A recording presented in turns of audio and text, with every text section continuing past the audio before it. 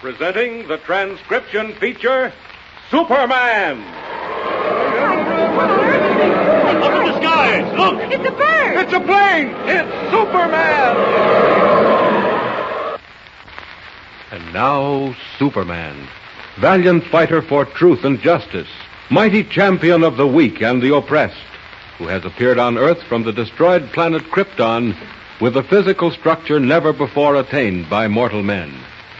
Superman, who is stronger than a locomotive, faster than a speeding bullet, and who walks about among other men disguised as mild Clark Kent, reporter for a great metropolitan newspaper. As our story opens today, Kent and young Jimmy Olsen, Daily Planet copy boy, are returning home from their amazing adventures in the Caribbean Sea.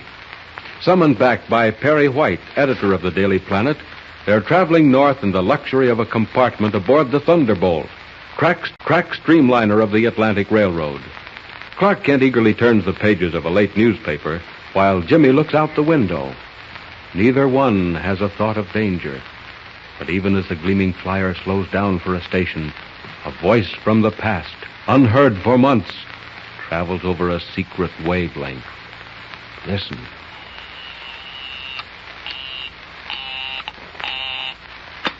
Yes, we are calling YM. This is YM. What have you to report? Everything is in readiness. You have arranged for the automobile to be met? I am. Where is the transfer to be made? Have you discovered that? Yes. When the train reaches a small station known as... Never mind that. All I want to know is that everything has been done to ensure success. There must be no failure. We won't fail. Very well. When everything is finished, you will report back to me in the usual way. Do you understand? I understand. That is all.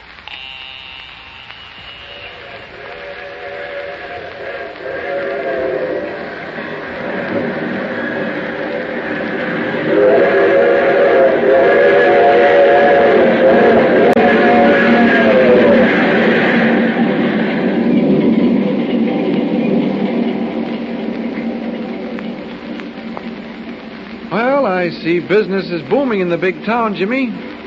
3 murders and a jewel robbery. Oh, here. You want to see the comic page? Oh, no thanks, Mr. Kent. No?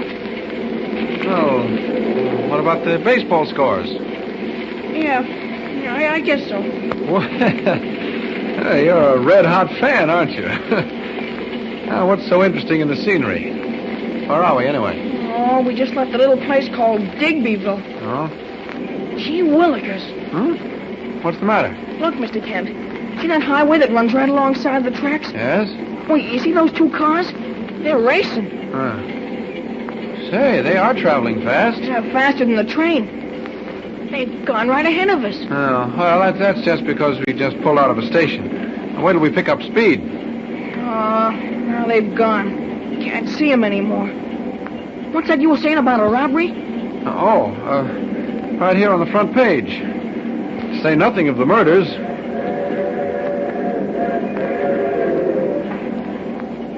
Well, have we caught up with those speeding cars yet? Nope, not yet. Can't see anything.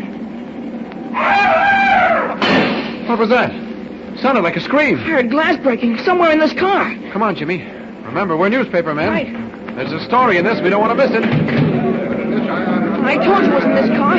In the next compartment. Oh, look at that window, Mr. Kent. It's all smashed to bits. What happened? What's going on? Somebody threw a rock through the window. Oh, please. No, it's all right, miss. Just take it easy. What was it? Did it hit you? Well, I was sitting right here reading my magazine. And all of a sudden something crashed through that window. Call the conductor. No, don't do that. Nobody's hurt. I'm so frightened. Jimmy, see if you can find what it was, eh? If it came through the window, it must be in this car. Yeah, look under the seats. Chances are it was a rock tossed by some kid. You find anything, Jimmy? No, Mr. Kent. Oh, here, I'll help you. All right. Oh. Hey. Sorry, Jimmy. I didn't mean to bump you. Oh, that's all right, Mr. Kent. Now, go ahead. You keep on looking. Please, have you found anything? What was it? Don't you worry, miss. Just be glad it didn't hurt you, whatever it was. Well, who are you? How did you get in here so fast? Why, we're in the next compartment, the one next to yours. The boy and I, we heard you scream. I couldn't help it. And then we heard the crash of glass. Well, since I'm a newspaper reporter, I came running. Look, let me get you some water, will you? No, thank you very much. I'm all right now. The conductor will be along pretty quick, lady. Everything will be all right, I'm sure. Yes. I'm all right, I tell you. I'm so sorry to cause all this trouble. Oh, shucks, lady, that's all right. No wonder it scared you. Maybe you'd better leave the door open now. Can't you find the rock, Jimmy? Golly, Mr. Kent, I can't find a thing. No? Whatever it was that came through that window, it's just vanished. What? There's no rock? No stone? Well, maybe there was, but it isn't here now. Maybe it's out in the corridor. Miss, was the door open when the window broke, or don't you recall? Well, yes. No, it wasn't open. I don't remember. Guess it must have been open, or we wouldn't have heard things so plain, Well, Mr. the door was open all right, young lady. Guess you're so mixed up you don't remember. You just walked in from down the car. I was behind you. Yes, you're right. I just sat down my magazine. Well, then maybe the stone rolled out in the corridor. Nothing out there, Mr. Kent. No? I looked all over. I tell you, if anything did come in, it's just vanished. Oh, how can that be? Where could it go? Well, never mind, miss. It is a little queer, but it doesn't matter much. But it does matter.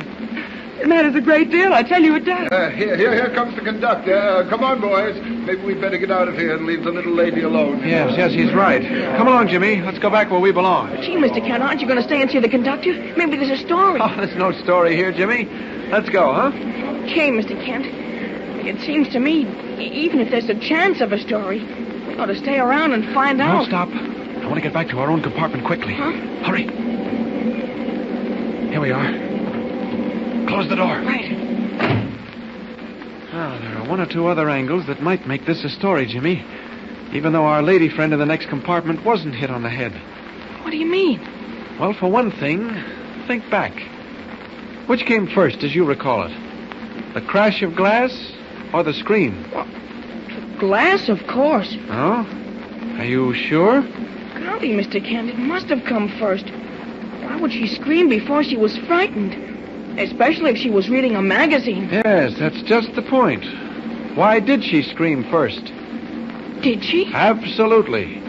She screamed, and then the window crashed. But what made her scream? Yes, exactly. What did?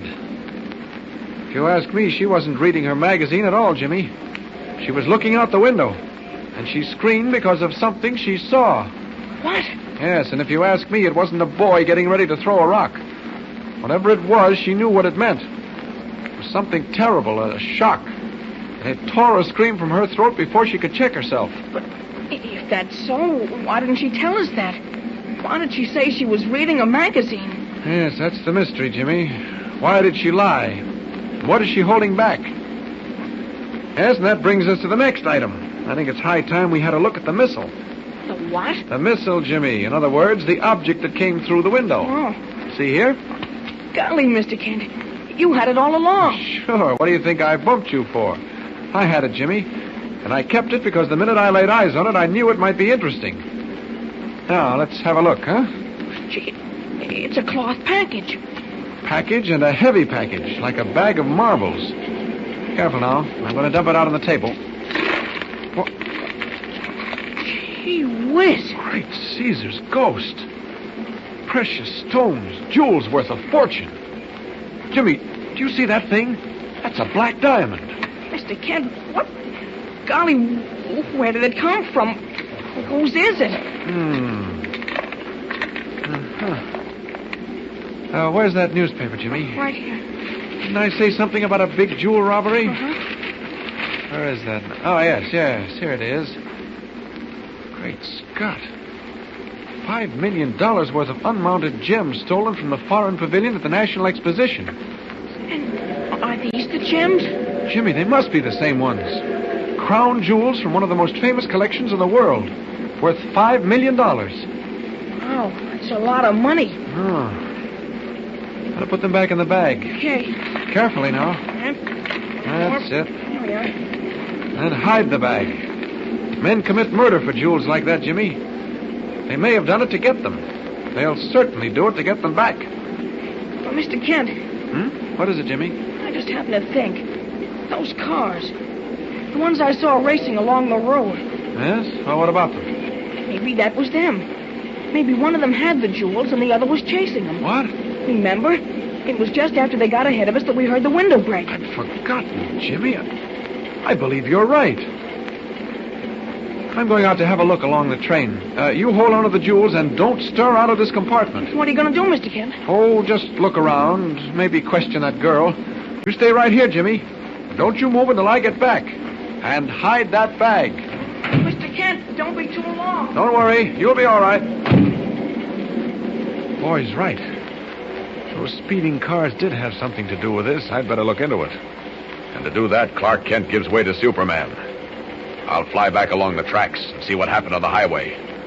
Now, out this door. No one's looking. Good. Out we go. And up, and away!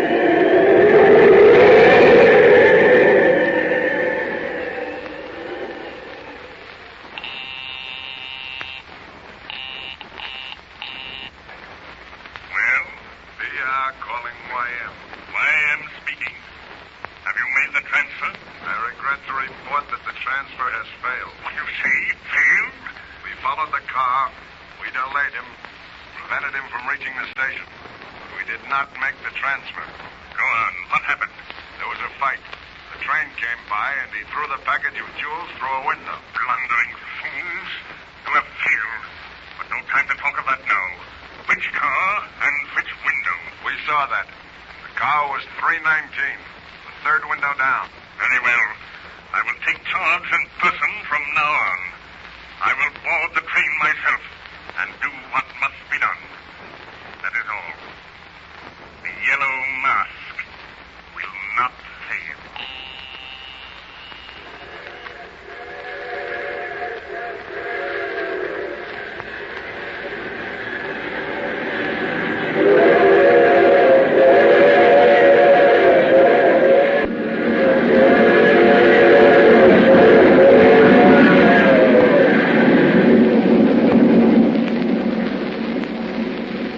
Please go on, miss. You were saying... I can't think. You're frightening me. Why do you look at me like that? Do I? I don't mean to. You stare as if you would look right through me. As if you thought I was lying. Aren't you? Aren't you lying? Answer me. Please go away. You're upsetting me. If you don't leave at once, I'll call the conductor. I beg your pardon, miss. You see, we railroad detectives have to examine every possible clue. So you are not lying. Of course not. I don't know what you mean. Let me go on. When this thing came through the window, had you been looking out? Admiring the scenery? No, I was reading. Reading a magazine. You saw nothing out the window? I tell you, I was reading. You saw nothing? Nothing. And then the crash. It must have been very terrifying. It was, believe me. Very well. Go on. What next? What happened? I don't remember. I screamed and people came running. Ah, yes, of course. People came running. And what did they find? I don't understand you. What did they find? Oh, a broken window. Glass all over the compartment. No. The object. The thing that broke the window. What was it? I don't know. Come now. Something must have shattered the glass. I tell you I don't know. I want the truth, miss. There is no reason to hide anything. This is no fault of yours. I'm not hiding anything. We searched. Everybody searched. But there was nothing. Nothing at all. That's not possible. What do you think broke the window? How should I know? After the crash, who came running? People in the car. A boy and a young man from a newspaper. What? A reporter? Yes. What was he doing here? I don't know. Traveling, perhaps. The boy was with him. What's that? A newspaper reporter and a boy? How big a boy? Oh, just a boy, possibly 12 or 13. And this reporter, miss, what did he look like? Do you expect me to remember that? I was excited, almost hysterical. Yes, of course, naturally. But please try to remember. Was he very tall, broad-shouldered? All I remember is that he wore glasses. Glasses? Yes. This reporter, what did he do? Oh, he was very kind. He looked all over for whatever came through the window. He and the boy both. On the floor, under the couch, even out in the corridor. Excellent, miss. And then what? They didn't find a thing. They looked carefully, both of them? Yes, everywhere. Very interesting. So whatever it was that broke your window simply vanished. Is that what you tell me? Yes. Thank you, miss. I'm very much obliged to you. I mean, the railroad is obliged. Is that all? That is all. I shall now go and question the other passengers. For example, the man and the boy. Did you happen to notice which compartment they were in? Yes, the one right next to mine. Thank you, miss. I'm sorry to have troubled you. That's quite all right. Paul, Yeah, I'm here. have you looked over the rest of the car? Yeah. A compartment with a man and a boy. Have you found that? A boy, yeah. In the next compartment, but there's no man. The boy's in there alone. Alone? Is he? The man is gone? There's no man with him. Excellent, Paul. For the moment, we're in luck. Now look. Yeah. Go through the train. Examine every face. You remember that once before we encountered a news reporter named Clark Kent. Yeah, I remember. Go and look while I wait here in the vestibule. See if he is aboard. All right. And if he is, what then? Shadow him. Don't let him out of your sight. I believe I shall go in that compartment and have a talk with the boy. If he is alone, so much the better. Now go. Hurry.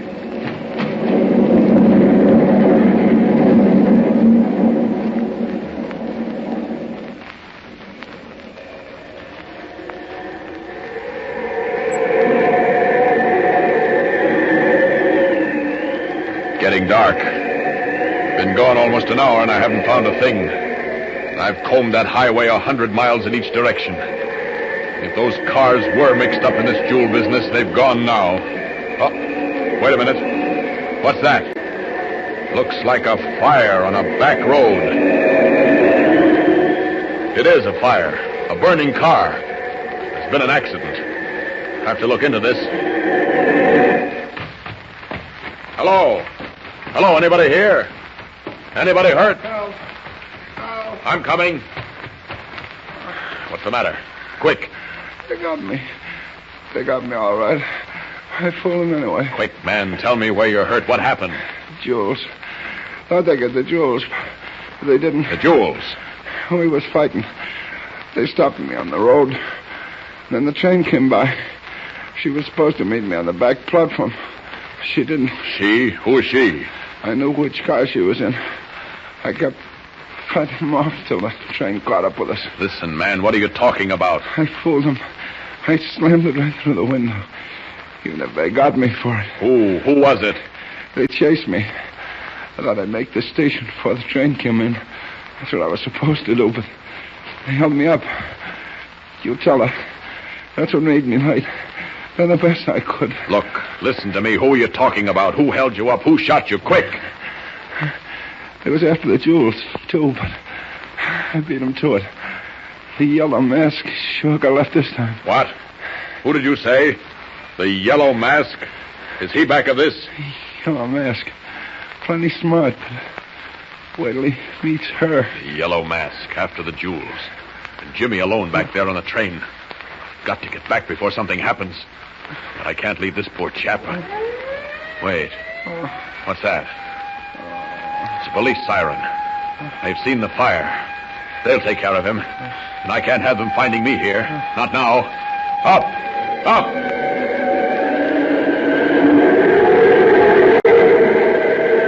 That girl. I knew she was mixed up in this. But the Yellow Mask. 10 to 1, he's on the train right now. Wait a minute. Jimmy's all by himself in that compartment. Got to get back. Heaven only knows what's happening. Seconds may count. Faster, faster.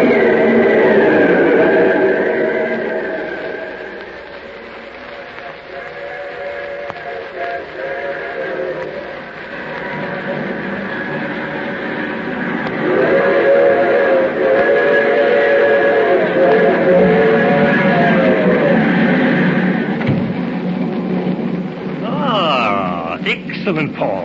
Back so soon. What have you found? Nothing. He ain't anywhere around. Don't be a fool.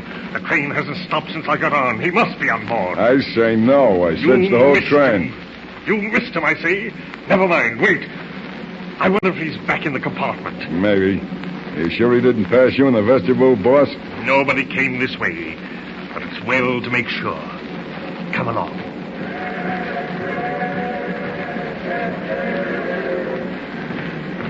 Stop. This is it. Listen carefully, Paul. You hear anyone talking inside? No. I don't hear a thing. Wait a minute. Yes, I do, too. Is it Kent? Is the boy talking to Kent? Wait. No. I don't think it's Kent. Nah, it's the porter. The kid's telling him what he wants for supper. I'd prefer to find him alone, but I can't wait. Either the boy or Kent may have picked up the jewels. And if they did, they're hidden in that compartment, and the boy will know where. What'll I do, boss? You wait in the corridor or in the vestibule. If the man I described to you, the one I think may be Kent, if he does come back, keep him away. Keep him away, boss? How? My dear Paul, however you think best. Believe me, I shall ask no questions. Okay. What if the kid won't talk? What if he puts up a holler? He'll talk, Paul. I'll promise you that. And he won't yell, not even once. That is also a promise. Now then, keep your eyes open.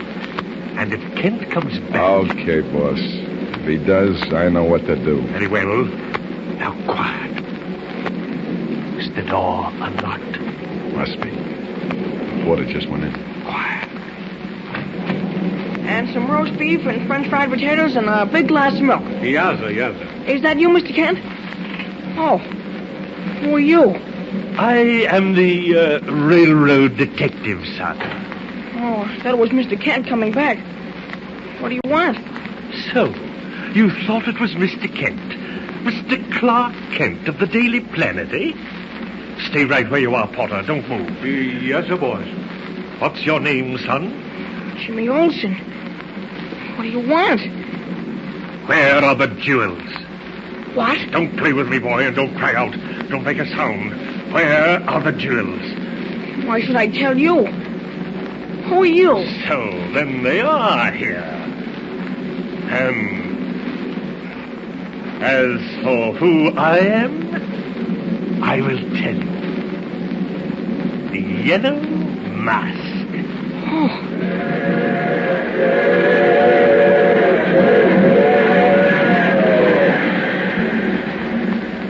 So, you thought that it was Mr. Kent, Mr. Clark Kent of the Daily Planet. Yeah, but who are you?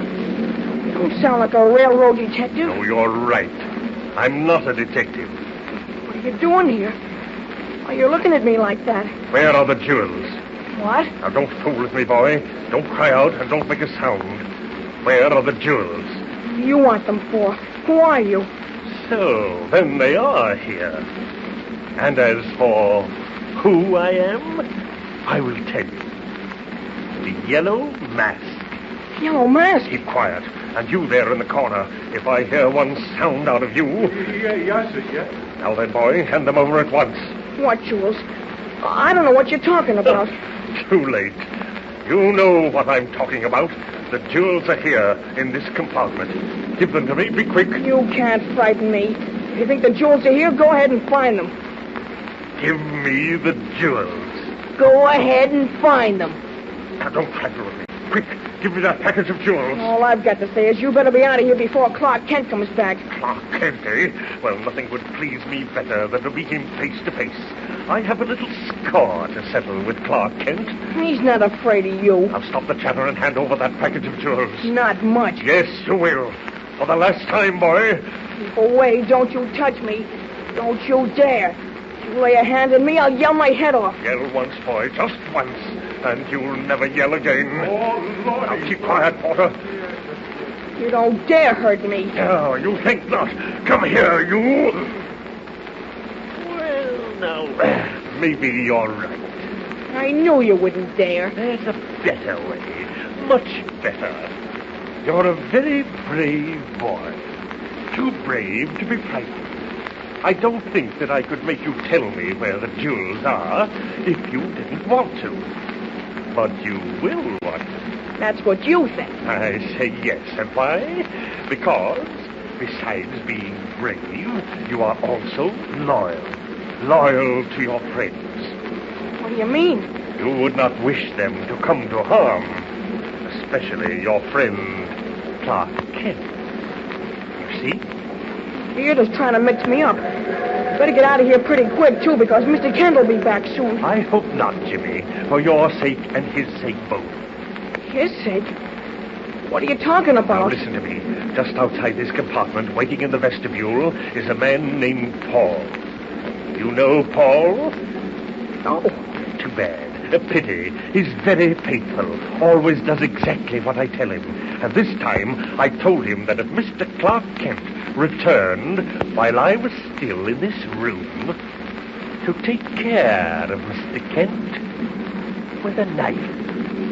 He wouldn't do it. He couldn't. Mr. Kent walks into that vestibule before you and I have finished our talk. Are you listening? No. No. He will never walk anywhere again. Never. Now. Stop him. Don't let him. Where are the jewels? Wait. Here they are. Right here in this package. Take them. Take them quick and go. Thank you, Jimmy. You are a very smart boy. And now I'll leave you. I see the train is slowing down for a station. How very convenient. Yes, my friend, isn't it? So convenient for me. Don't move. Don't turn around. I have a gun here. It's small, but good. She has, too. She's not lying. Give me that package, my friend. It was never yours, you know. No, I won't give it up. All right. One little pull of this trigger. No. No, here, take it. Thank you. You she-devil. I'm going now, but before I leave, I'll just make sure that you stay. You hit him over the head with your gun. Lordy. He's out like a light. He's dead. What do we do?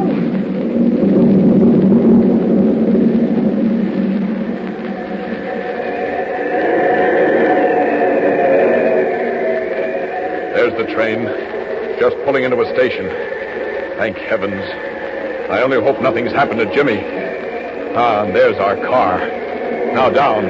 I'll swoop down and hang onto the side of the car and force open one of the doors to the vestibule. Quick, before it stops. Down.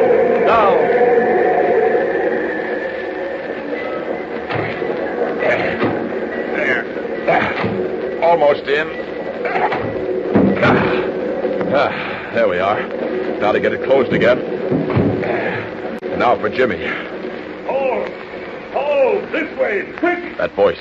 It's the mask. That's Jimmy in the compartment. Back to Clark Kent. Fast. Jimmy, I'm coming. Mr. Kent, are you hurt? Did he get you? Who get me? The yellow mask. He was in here. Look there on the platform. He jumped right through the open window when the train stopped. Well, how did he get in here? Jimmy, where is he? Got to catch him. Oh, no, wait till I tell you. He came after the jewels, and I gave him the package. Jimmy, why did Wait you... till I tell you. And just as he was going out, that girl came. She had a gun, and she took the package right away from him. What? Then she hit him over the head with the gun. Knocked him goofy. What? The girl knocked out the yellow mask? Yeah, and when the train stopped, he jumped up and dove out the window. Quick, Jimmy. Which way did the girl go? I don't know, but the mask's after her. Great Scott. We're moving away from the station. Mr. Kent, wait. Wait, nothing. Those jewels are stolen. We've got to catch her. No, you don't. Wait till I tell you, Mr. Kent. Look. Great Scott. The jewels. See, Mr. Kent, she didn't get them after all. And neither did the mask. I had them right in my pocket all the time. Wasn't that pretty smart? What? You did... Jimmy. Boy, I'm proud of you. All they got was the package, Mr. Kent. Wrapped up nice. Just the way it came through the window. I thought I'd better be prepared for something like what happened, so I just put the jewels right in my pocket the minute you left the car. Say, I wonder what the mask and the girl will do when they find out.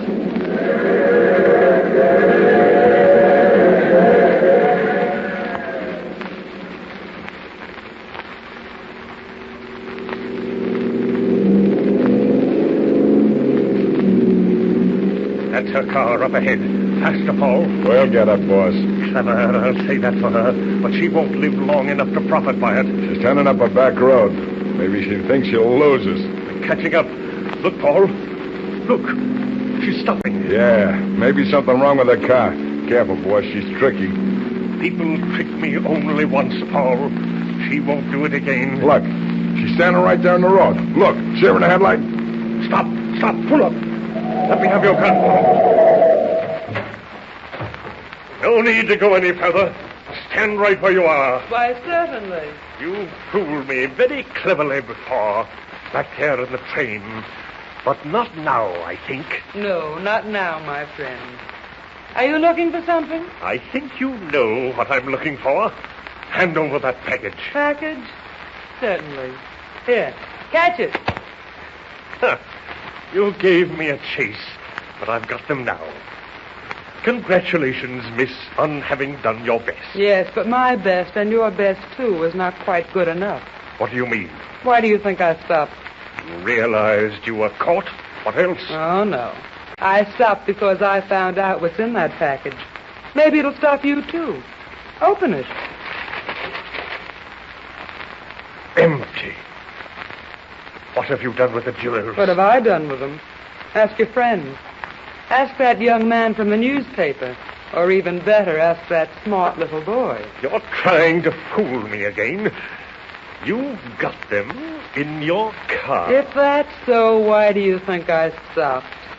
My car's plenty fast. Do you think I stopped to chat? No, my friend. I stopped because I found out.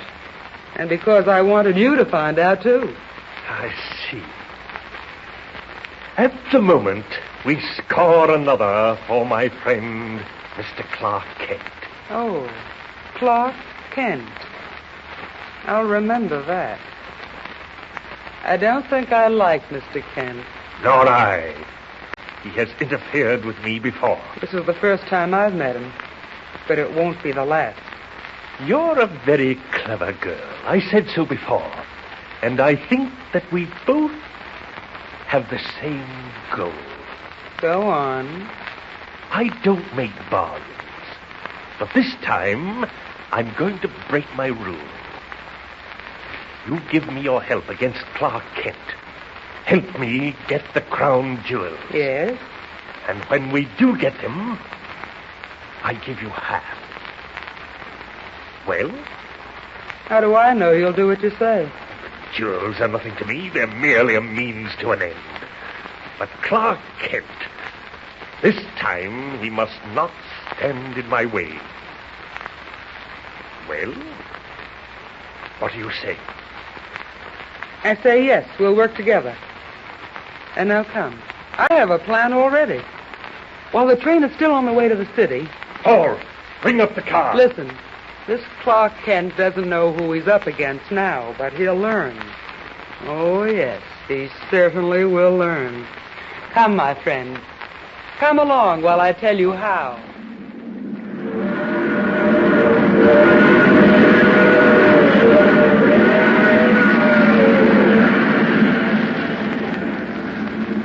Jimmy, I still can't quite believe it. Would you mind telling me again just how it happened? Golly, Mr. Kent, I hardly know myself. What made you take the jewels out of the package and put them in your pocket? Gosh, I don't know. I guess it was just a hunch. You're wasting your talents, Jimmy. You should be a fortune teller. Go on, what did the mask do then? He didn't have time to do a thing. I'd given him the package, without the jewels, of course. Was that when the girl came in? Yeah. I guess she'd been standing at the door listening. And, boy, she sure didn't waste any time. Very clever young lady. And then what happened? Well, the train was slowing down for a station, and she kind of listened for a second, and then she hit the mask over the head with her gun. Oh, yeah, and how? Knocked him out cold. And then she skipped. Mm-hmm. What was the porter doing all this while? You mean the waiter from the diner? Yes. See, Mr. Kent, he was scared stiff. The minute the girl left, he dashed down like a streak of lightning. Then the mask came to, got up off the floor, jumped out of the window after the girl. Well, guess that's that. No, Jimmy. I'm afraid this is just the beginning. Golly, Mr. Kent, what do you mean? We've still got what the Yellow Mask wants. And if I know him, it won't be long before he catches up with the girl and learns that we still have the jewels. Oh, but by that time, we'll be safely home. Well, I hope you're right, Jimmy. Golly, who's that? Careful. Are the jewels hidden? Yeah. Who is it? Telegram, sir. What did he say? Telegram? Okay, just a minute. Yes, what is it? Telegram, sir. Conductor said it might be for you. Your name, Kent? Clark Kent? Clark Kent, that's right.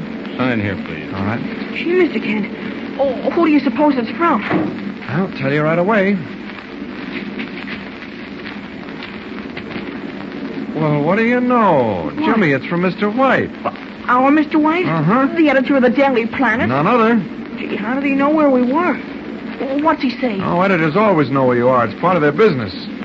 As for what he says, well, it seems we've got an assignment. Oh, boy. What is it? Listen. Clark Kent aboard Thunderbolt Express Atlantic Railway. Leave train Minorville. Spend night Grand Hotel. Stop. Wait in room for phone call from me. Special assignment. Utmost secrecy vital. Signed, Perry White. Is that all? That's all. Golly, Mr. Kent. I wonder what's up. Well, you know as much as I do, Jimmy. We're to get off at Minorville and spend the night at the Grand Hotel. Where is Minorville? I mean, is it close? It's the next stop. You better start packing your bag. Why I reached us just in time. Mr. Kent, I just happen to think. Hmm? The telegram doesn't mention me, does it? No, why? Well, I wanted to... I mean, do you think Mr. White wants me to stop over, too? Well, he doesn't say so, but he knows you're with me. Yes, of course. You'll get off at Minorville, too, Jimmy. Now, hurry up with those bags. I think we're almost there.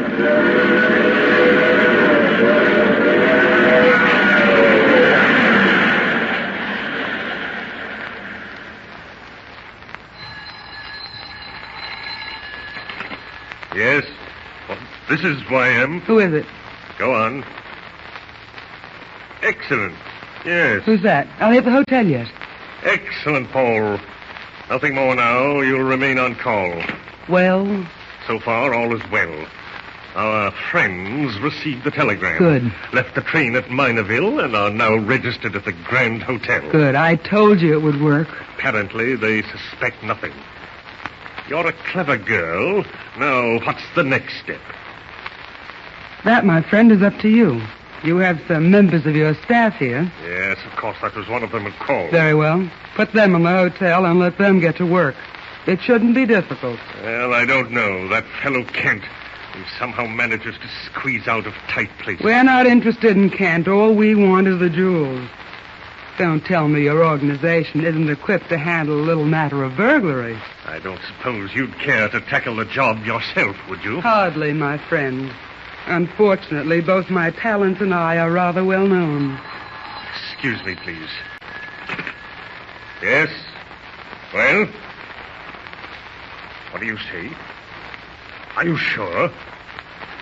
That complicates matters considerably. Very well, remain where you are. You'll hear from me. Well, what's the trouble now? A slight impediment to your excellent suggestions. What do you mean? Particularly as concerns that little matter of burglary. Where are you driving us? By a most unhappy coincidence, the Grand Hotel on this particular evening is packed with policemen. Policemen? But why? What for? Purely coincidence, my dear, but still unhappy. It seems the hotel has a guest. That's very bright and so unusual. Now, what are the policemen doing there? Holding a convention? No, it seems that a distinguished ambassador, a representative from abroad, is a guest at the Grand Hotel. Are you serious? Entirely. And because this distinguished foreign representative is spending the night there, the Grand Hotel has arranged for police on every floor. I see. Well, that does make it a little more difficult, doesn't it? A trifle, yes. But not impossible. No? Unfortunately, my people are also known to the police. In that case, I shall have to do it myself after all. Excellent. Will you pose as a ghost and pass unseen through walls? Don't be a fool. I need your help, not your wish. Forgive me. I am yours to command.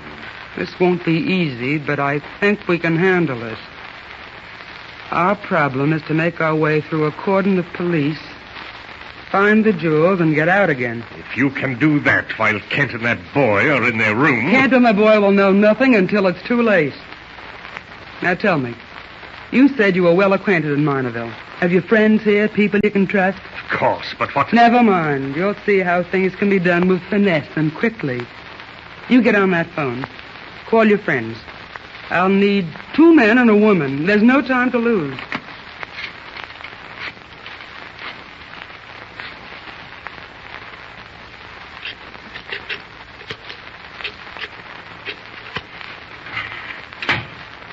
There, Jimmy. That seems to do it. Now let's see if we can open this safe again. There. Oh, perfect. See, how'd you happen to get me a room with a wall safe, Mr. Kent? Oh, pure luck, Jimmy. This room used to be occupied by a local jeweler. He had the safe put in. Too bad we couldn't get a double room. Oh, it doesn't matter. Our rooms connect. So did you find out who's on the other side of you? Yes, one of the foreign ambassador's secretaries. You've got a clergyman next to you, a missionary, Reverend Marvin. Well, then I guess the jewels are pretty safe. Or with a cop on every floor, a minister next to me, and a secretary next to you. Oh, I'm not worried about the jewels. There is one thing that puzzles me. What's that, Mr. Kent? The mysterious assignment Mr. White spoke of in his telegram. I can't imagine what it might be. Wish his phone call would come through. Golly. Maybe somebody's going to try to kill the ambassador. Maybe Mr. White got a tip. Oh, Jimmy, don't let your imagination run away with you. However, it might have something to do with the ambassador. Well, no use sitting up waiting. You got the jewels? Mm-hmm. Right here, Mr. Kent. All right, chuck the package in the safe and spin the knob. All right. That's it. Yeah. Well, you might as well turn in now, Jimmy. Fellow your age needs lots of sleep. Oh, please, Mr. Kent. What if the call comes? Can't I wait Jimmy, don't be unreasonable. Mr. White calls, I'll wake you. That's a promise. Say, wonder what all the racket's about outside. Something in the hall. No, it's not. Mr. Kent, it's in the next room. Wait, don't go out. We could open the door, couldn't we? Just to see. Well, all right, just a crack.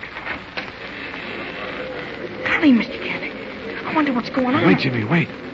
Here comes the room clerk. We'll ask him what's going on next door. Anything wrong? No, nothing's wrong, Mr. Kent. Reverend Marvin's doing us a favor and giving up his room. The missionary? What for? A special guest requires a big room, and the Reverend said he didn't mind going somewhere else. Here she comes now. Look, Mr. Kent. They're wheeling someone in. Quiet, not so loud, Jimmy. Golly. It's a lady. Wonder what's the matter with her. What are all the nurses for there? Well, she's probably very sick, Jimmy. Now, let's not stand here gawking. I know you were particular about who was in the rooms next to you, Mr. Kent, but I don't think you need worry. You won't be disturbed. I wasn't worrying about that. It's just for overnight, you know. Seems there wasn't room in the hospital, and she's moving on in the morning. Poor woman. Paralyzed from the neck down, but I understand she'll recover. Wonderful things they do nowadays. Well, good night, Mr. Kent. 8:30, you said. Yes, that's right, 8:30. Good night. Gee, it must be tough not to be able to move your arms and legs. The doctors cure her. Oh, I'm sure they will, Jimmy. Well, come on, we've got to get up early. Let's turn in. All right. What time are we getting up, Mr. Kent? Did you hear me tell the room clerk? 8:30. Yeah. Hit the hay now, young fella. If you want anything during the night or hear anything, you just yell. I'll be right in the next room. Okay, Mr. Kent. Good night. I'm going to set my little alarm clock, too. Just in case the room clerk forgets to call us. Gee, almost midnight.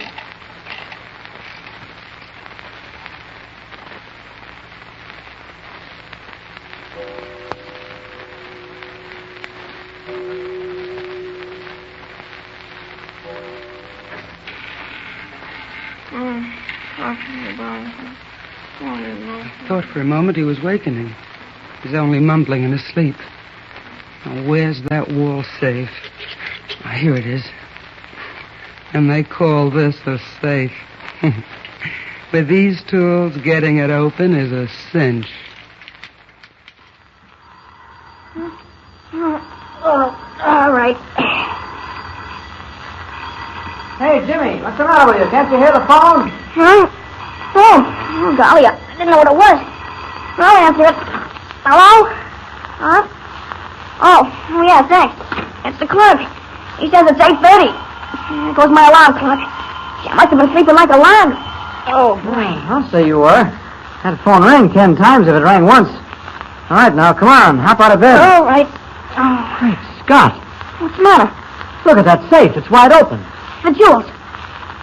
The jewels are gone. Well, Get into your clothes, Jimmy. Hurry. We've got to work fast. Come on, kid. Get into your clothes.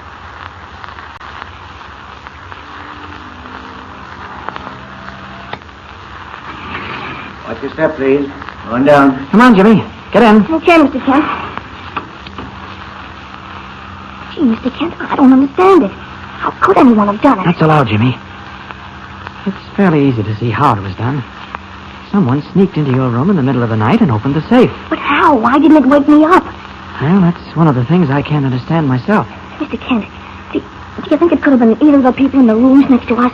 No, hardly. One of them is a well-known diplomat, and the other was that poor paralyzed woman. Lean floor lobby. Watch your step, please. Well, what are we going to do now? Well, first of all, we'll go to the front desk and report the theft. Are you going to tell them about the jewels? You going to break the story? I'll have to, I'm afraid. It isn't our story anymore. Then we'll wait for that long-distance call I put through to Mr. White. Maybe he can explain a few things that puzzle me. Oh. Mr. Clark Kent, call for Mr. Kent. Am I here, boy? Jimmy, that's the call now. Yeah. Long distance, Mr. Kent. Yes. Take right here in the booth, please. Thank you, boy. Now, look here, Jimmy. Yeah? You go ahead to the room clerk's desk and wait for me. But don't you say a word to anybody. All right. Hello? Hello. Harry White speaking. Mr. White, this is Clark Kent. Kent? Well. Voice from the other world. How are you? Fine, thanks. I hated to call you, Mr. White, after what you said, but I had to. I can't hear you very well. Where are you? I'm in Minorville. Where? Minorville? Uh-huh. What's going on in Minorville? Oh, plenty, but not what you think. Or maybe it was what you expected. Kent, what are you talking about? I've been waiting for you to get back here to work. But your telegram. The one you sent me on the train. What? I didn't send you any telegram. Well, didn't you send me a wire telling me to stop at the Grand Hotel in Minorville and wait for a call? Not me. Somebody's pulled your leg, Kent. Not the 1st of April, either. Where's young Jimmy? Oh, he's here with me. Hurry home, Kent. Got a whale of a story breaking here any minute. Right up your alley. Okay, Mr. White, we'll be there. Wait a minute. What was it you called me about? Well, I can't tell you now. Not after what you just told me. You'll know all about it as soon as I see you. Goodbye. All right. Goodbye, Kent. Mr. Kent! Jimmy, listen. I've just been talking with Mr. White, and that telegram was a fake. He didn't know a thing about it. That's not all. Wait till you hear what I just found You out. realize what it means? The Yellow Mask must have sent that wire himself. Yeah, and the yellow mask stole the jewels. Or that girl. What? How do you know? I heard about it while you were in the phone booth. Boy, is this hotel in an uproar. Mr. Kent, that lady, you know, the one in the next room who was wheeled in all bundled up? Yeah, the sick girl? Sick my foot. Mr. Kent, she did it. What? And I bet you she was the same girl who was in the train. Oh, wait, hold on, Jimmy. What makes you think that? Her being paralyzed was all a fake. I just heard the clerk talking about it. I don't understand. So when the clerk went on up to her room early this morning to see if she needed anything, the room was empty. Nobody there at all? Not even the nurse? No, but that thing they wheeled her in on was there, and all the blankets. And something else. What? A set of burglar tools. Oh, I see. Well, Jimmy, they're one up on us. But they haven't licked us. Not yet. Yeah, but they've got the jewels, Mr. Kent. Yes, they've got them now, but they won't have them for long. 2 to 1, that girl's taking the early train for the city. Sure she has, but what are we There's going not to another train till afternoon. I found that out last night. Now, Jimmy, we've got to get there ahead of her and meet that train when it comes in. Mr. Kent, my gosh, how can we? Just one way. Fly. Oh. Come on, Jimmy. Quick. Down to the airport. Maybe we can hire a plane.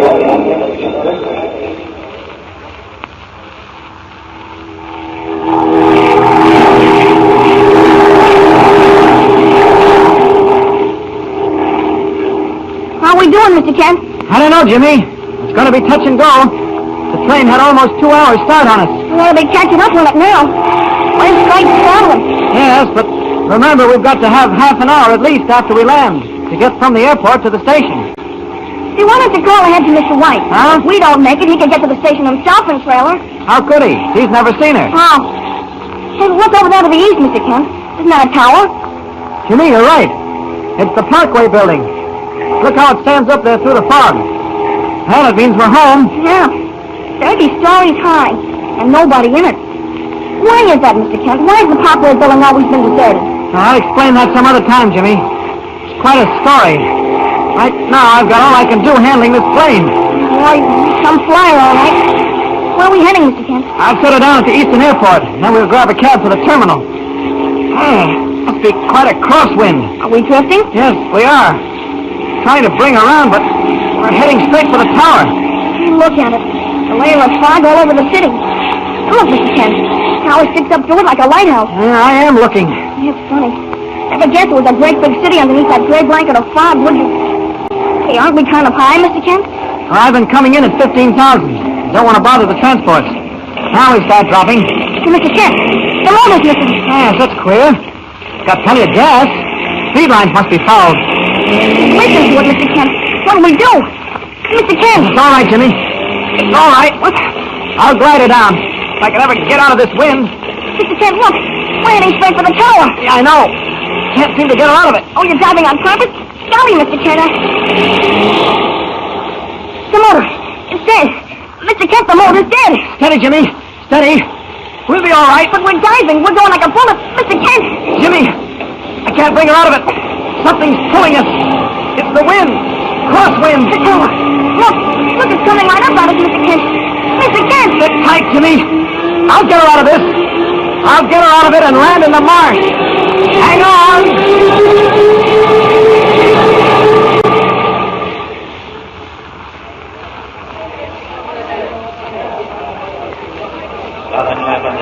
Second section, Fall City, Georgetown, Minerville, track number 9, Southern Limited. Now then, Jimmy, we're here. We made it just in time. Oh, but we lucky. I don't see how you got the plane down, Mr. Kent. What was it that pulled us around so? We'll go into that later. Got something else on hand right now. Right back at that pillar, quick. What are we heading for? That girl comes out. Aren't you going to stop her? Stop her? No. Why not? Jimmy, use your head. That girl's working with the yellow mask, or at least we think she is. Boy, we know it. All right. If we follow her and see where she goes, maybe we can find the yellow mask himself. Golly, Mr. Kent. Do you think so? Well, it's worth the chance. Yeah, but she'll be looking for us. No, she won't. She thinks we're still back in Minerville. Jimmy, look. Huh? There she comes right now. Yeah, it's her, all right. She's walking plenty fast. Right now, watch her. See where she's heading. Mr. Kent, look. She's walking toward the subway. Yes, Jimmy. There she goes down the stairs. Come on, we've got to follow her, quick. Millville, 5, Newfield, track number 10.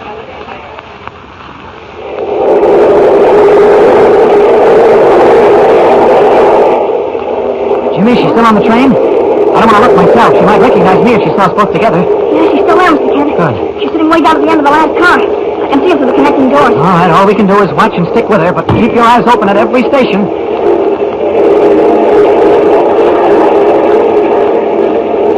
Well, she's still there? Yeah, still there, Mr. Kent. Yeah, right in the same place. What are the lights off for? Why's the train stopped? We're not at the station yet. Oh, it's all right. I'm just waiting for the all-clear signal before pulling into the station. Here we go again. Keep your eyes open, Jimmy. Is she getting up? Take a look. I don't think so. Oh, Pete, thanks. What's the matter? Careful. Mr. Kent, look. What? Look, well, she isn't there. She's gone. It can't be. She must be there. But she isn't. Look for yourself. Come on, into that car. This just isn't so.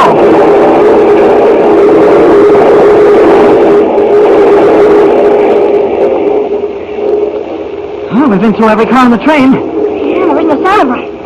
Wait, Mr. Kent, stop the train. She's fallen off. Pull the cord. No, she didn't fall. She knew what she was doing. She did it deliberately. Jimmy, that girl's back there in the tunnel, and I've got a hunch I know why she slipped off the train at that spot. Mr. White, is something wrong? You're pale as a ghost. Do you want some water? No, I'm all right, really. Just stay where you are, Jimmy. Are you sure? Jimmy's right. You are pale. Nothing but excitement, Kent. Believe me. What was that you were saying? About your plane. You say it crashed? Oh, no, it didn't actually, but we came mighty close to cracking up. It wasn't his fault, Mr. White. Mr. Kent's a swell pilot. Never mind that. Tell me exactly what happened. Well, someone stole the jewels from Jimmy's hotel room in Minerville. And then No, never mind that. Never mind. The plane. Oh, well, as I said, I'd chartered this two-seater, and we were almost in. We could even see the Parkway Tower, Mr. White. Go on, Kent. All of a sudden, I ran into this curious crosswind. Blew me straight for the Parkway Tower. I tried everything, but I couldn't pull out of it. I saw that old tower coming closer and closer, and I was scared stiff. There's nothing to be ashamed of, Jimmy. I was mighty scared myself. Then what happened, Kent? Well, I just barely pulled out of it, Mr. White. Missed the tower by an eyelash and landed in the Parkway Marsh. Good heavens. Narrow squeak, all right. I wasn't thinking of that. Of course, I'm thankful you escaped, but it's mighty curious. I'm afraid I don't quite understand. Coincidence. A simply amazing coincidence. Or possibly not a coincidence at all. Now, look here, Kent. What you've been telling me is almost exactly what I was going to tell you just as soon as you'd finished. What do you mean? Airplanes out of control. Unaccountable crashes. Only you two got out of it. And the others? Well, the others aren't anywhere at all. And the curious part of it is, they were mixed up with Jules, too. Well, I still don't understand, Mr. White. Kent, this is a most amazing mystery. And here it is in a nutshell. During the past month, 4 planes coming into the city, specially chartered air expresses carrying valuable loads of jewels and precious stones, have never arrived. Never arrived? But you said they were coming into the city. Just so, Jimmy. Each of them was practically inside the city limits. Several thousand feet up, of course, in full communication by two-way radio. And then, suddenly, nothing. But that's not possible. Radio breaks off. Complete silence. And they never arrived. Cracked up? No. Vanished. Disappeared. But if they're that close, well, why can't people see them? That's the catch. Always, without fail, the accidents, if they are accidents, have happened on rainy, foggy nights. Low ceilings, poor visibility, as if someone had picked those nights deliberately. I see. And you think... I don't know what to think, Kent. But it suddenly flashed into my mind while you were talking that if the Yellow Mask is back of your own adventure, and you say he is... Oh, yeah, Mr. White, I saw him myself. Well, then, there's a possibility that he's back of this, too. I can hardly wait to see Wentworth. What? Why Wentworth? Hasn't he arrived from Manao yet? But he left there long before we did. Oh, yes, he's been back some time. He's been covering these mysterious disappearances and flying in this evening. Very soon now, with the Air Express from the south. That's so. Well, I'll be glad to see Bill. He's been flying on various routes for a week. I couldn't see that it was proving anything, but he insisted that if he could find out what was happening, it would be the scoop of the year. Well, it certainly would. If the mask is mixed up in this, Mr. White, it's going to be plenty hard to uncover the story. Golly, Mr. Kent. Do you suppose Mr. Wentworth's found out anything? Well, he's due in half an hour, maybe sooner. And if he does know anything, we'll know about it soon enough. Mr. White, where's he coming in? Eastern Airport. Why, Kent? Where's he coming from? Garden City. It's from the southeast. Great Scott, I wonder... Wonder what, Mr. Kent? Nothing. Mr. White, I'm going down to the airport to meet Wentworth when he gets in. You don't mind, do you? Oh, of course not, Ken. Go ahead. Hey, Mr. Kent, may I come too? Yes, come on, Jimmy. Even if we don't find anything, you'll at least get to see how an airport works. Well, good luck to you, Kent. It's a bad evening. Looks like more rain. I hope nothing happens.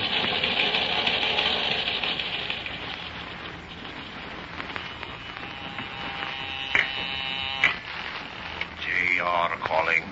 JR calling. YM has received report from the southeast. All preliminaries have been successfully carried out. Weather station reports fog and rain. Visibility poor. Ceiling 400. Conditions are now perfect. Reception station reports plane coming in at 9,000. YM orders that all posts stand by for action.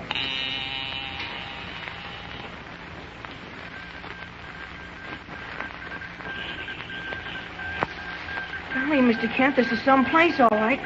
What do they do over there? This is the central control tower, Jimmy. And you're a mighty lucky boy to be allowed inside it. Now stand still and don't get in anybody's way. Yeah, but what goes on? What are they doing? Well, you saw all those planes out on the runways. Yeah. And the ones coming down all the time. Well, sure, but what does that got to do Well, with the it? men in here tell them when to take off and tell the others how to come in. Oh. Attention, please. Passengers for Flight 6, Lockport, Calverton and the West. Now loading at Gate 4. That's one of the big transports, Jimmy. Oh, look, here comes the chief operator. Evening, Kent. Hello, Mac. Any word yet from that plane Bill Wentworth's in? Let's see. That'll be Flight 9 from Varden City. Anybody got Flight 9? Just made Little River. Little River. Yeah, that's about 10 miles out. Over the flats. Yeah, I'll be here any minute now. By the way, Kent, any news? You know. Nothing so far, Mac. But that's why we're here. Well, I hope you're here for nothing. But I don't know. What do you mean, Mr. Mac? Don't know. Same sort of a night, dark and foggy. Low ceiling. Hey, Chief. Here's that beam again. Hold it and call the federal men. Quick. Now she's gone again. What's he talking about? Wild beam. You know how pilots ride the radio beam in, don't you? Oh, sure. Well, every once in a while, we pick up this beam that doesn't seem to come from anywhere. Just running wild. Coming in where there shouldn't be any beam at all. Is there no way of tracing it? Not much. That's why we try to get the federal operators to pick it up. Might be able to plot it. Confound it anyway. What's the trouble, Mac? I don't like it, Kent. Is the boy all right? You mean Jimmy? Yeah. Can he keep things to himself? Oh, of course I can. I'll answer for him, Mac. Well, this is it. You know about those missing planes. Mm-hmm. Well, we picked up that beam each time before it happened. Only on those nights? No, we've had it since. But every night there was a missing plane, we heard it. I don't like it, Kent. Flight 9 from Pardon City, crossing Schuyler's Creek at 12,000. There's your plane, Kent. Coming in now. Come on over. I'm going to handle this from now on myself. Come on, Jimmy, and keep out of the way. Okay. Flight 9. Calling Flight 9. Come in, please. Flight 9, coming in at 10,000. Flight 9. Down to 8,000. What's he doing now, Mr. Kent? Telling the pilot what levels to come in at, Jimmy. That's so we won't interfere with anybody else. Mac, ask him how the weather is, will you? Yeah, sure. Flight 9. Please report on weather where you are now. Come in, please. Rain squalls, low fog, light easterly winds. Rain and fog, Kent. He's right over the city now. Looks like this is the time we guessed wrong. Don't see what can happen to him now. Hey, Chief. Here's that beam. Listen. Catch it yourself. Mac, what is it? Got it. Right here. It's on the same wavelength. Flight 9. Calling Flight 9. Come in, Flight 9. Flight 9. This is Flight 9. This is...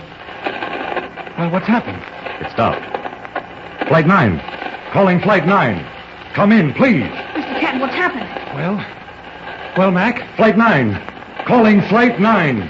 Come in, please. Come in. I'm afraid I didn't guess wrong after all, Kent. Wentworth's plane is gone. Just like all the others.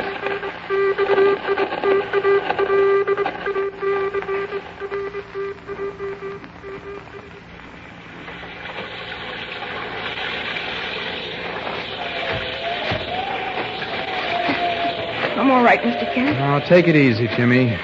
Well, Mr. Wentworth, do you think it was the yellow mask? Jimmy, I don't know. I can only guess. Mr. Kent, what do you mean? I've been doing a little thinking, Jimmy. Do you know where you are? Right now, I mean. Sure. Right on the Parkway Flats. I thought you needed a bit of a walk before we went back to the office. Yeah, I sure did. Thanks, Mr. Kent. That's all right, Jimmy. But look, I didn't come this way by accident. Look over there. Tell me what you see. I don't see much of anything. It's so rainy and dark and all. I'll keep looking. Oh, yeah, I see the Parkway Tower. What of it? Queer place, Jimmy. 30 stories high, the tallest building in the city. Remember that? Sure, I started to ask you about it back in the plane. And the very day it was finished, it was closed up tighter than a drum. Ever since, it's been deserted. Why, Mr. Kent? Why did they ever put out that big building and then just let it go, abandon it? Well, there are several reasons, Jimmy. First, there was a fight between different interests for control. Then it was pretty far out from the center of town. It sort of stand all by itself. Just a great big skeleton, all alone. I wonder. Jimmy, when our plane was pulled off its course, we were almost carried right into that tower. Yeah, but you said it was crosswinds. And when Bill Wentworth's plane came in tonight, on a line from the southeast, the tower was right in its path. Golly, Mr. Kent. You don't mean... But that isn't all. Think back, Jimmy. When the girl got away from us in the subway, remember that? I'll say I do. But what does that got to do? You do? remember the station? No? Well, I do. Jimmy, that girl left the train just where the subway tunnel travels under the Parkway Tower. What? Golly. Just so. It all ties in together. And, Jimmy, unless I'm very much mistaken, the secret of the jewel robbery and the missing planes and the hiding place, maybe the whole headquarters of the Yellow Mask and his gang, is there in that deserted skyscraper. And with your help, Jimmy, I'm going to find out. So this is where you hang out. I must say, if I were trying to keep something undercover, I wouldn't operate from a 30-story office building, even if it is deserted. On the contrary, my dear, I could have chosen no better spot. The police would never think of looking for me here. Oh, maybe you're right, but I don't like it. Let's get our business over with. What's your hurry? You're perfectly safe. I know, but I still don't like it. Where's my cut? You said I could have it in cash. Of course. But we don't want to break off our pleasant relationship so abruptly, do we? As a matter of fact, I don't even know your name. What difference does that make? All I want is my cut, and I'll go. But I don't want you to go. You're a very clever girl, and I can use clever people to good advantage. I can show you how to make millions. And not only that, but I can give you power. Power beyond belief. Sometimes you talk like you're crazy. Come on, pony up. You don't believe me? Well, I'll show you. You see that safe in the corner? Yes, I see it. Watch while I open it. Now, look inside. Precious gems. Diamonds and rubies and emeralds. Enough to pay a king's ransom. Now you can see that the jewels you helped me recover from that reported Kent were as nothing against this treasure. Where did you get them all? Oh, they came to me like flies to a honeypot. I don't understand. A few moments ago, you wondered why I maintained headquarters in this abandoned skyscraper. What's that got to do with the jewels? A great deal. One of the main reasons this stratospheric building was abandoned soon after it was built was the fact that a large plot of land directly in front of it is a quagmire of quicksand.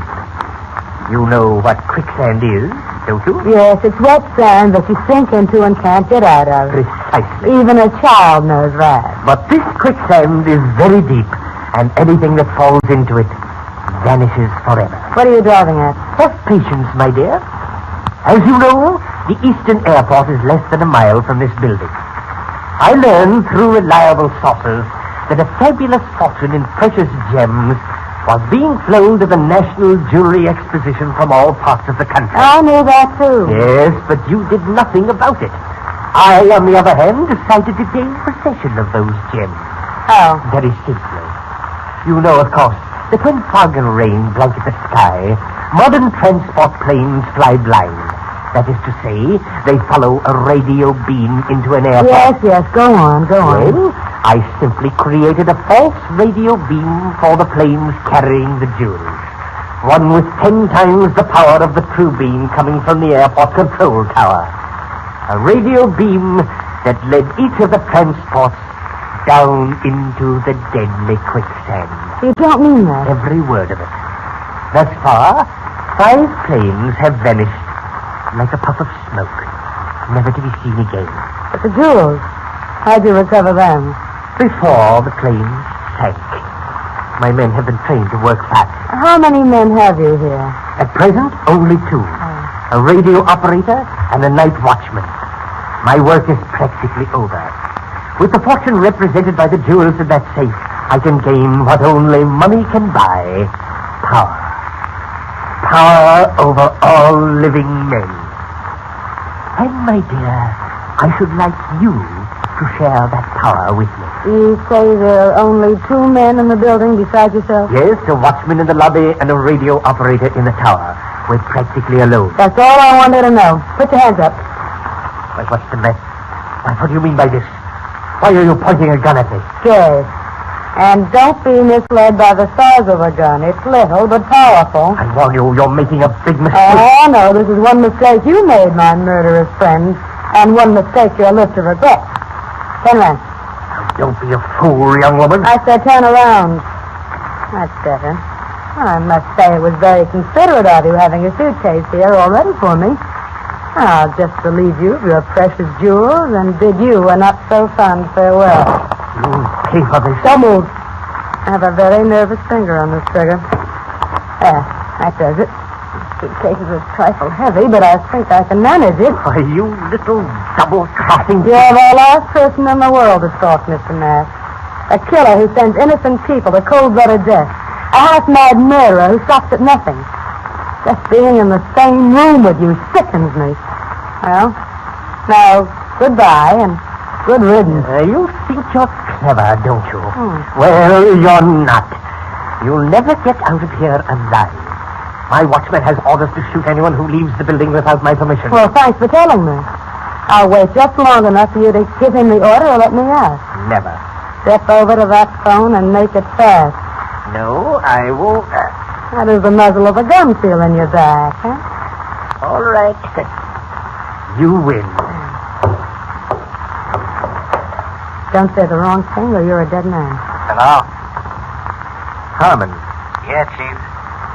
Harmon, a young woman is coming down. Yeah? Tell him to let me out. Let her out, Harmon. Okay, Chief. Hang up.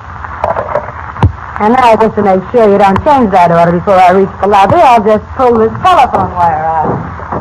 For the last time, I warn you, young woman, you're courting death. The yellow mask.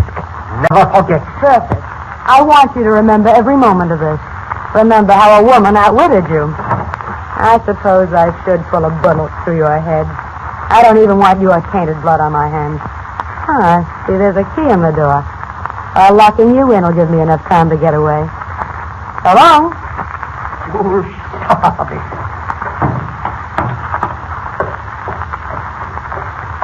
Clutching the suitcase containing a fabulous fortune in stolen gems, the mysterious girl races down the steps of the abandoned skyscraper, leaving the yellow mask helpless behind a locked door.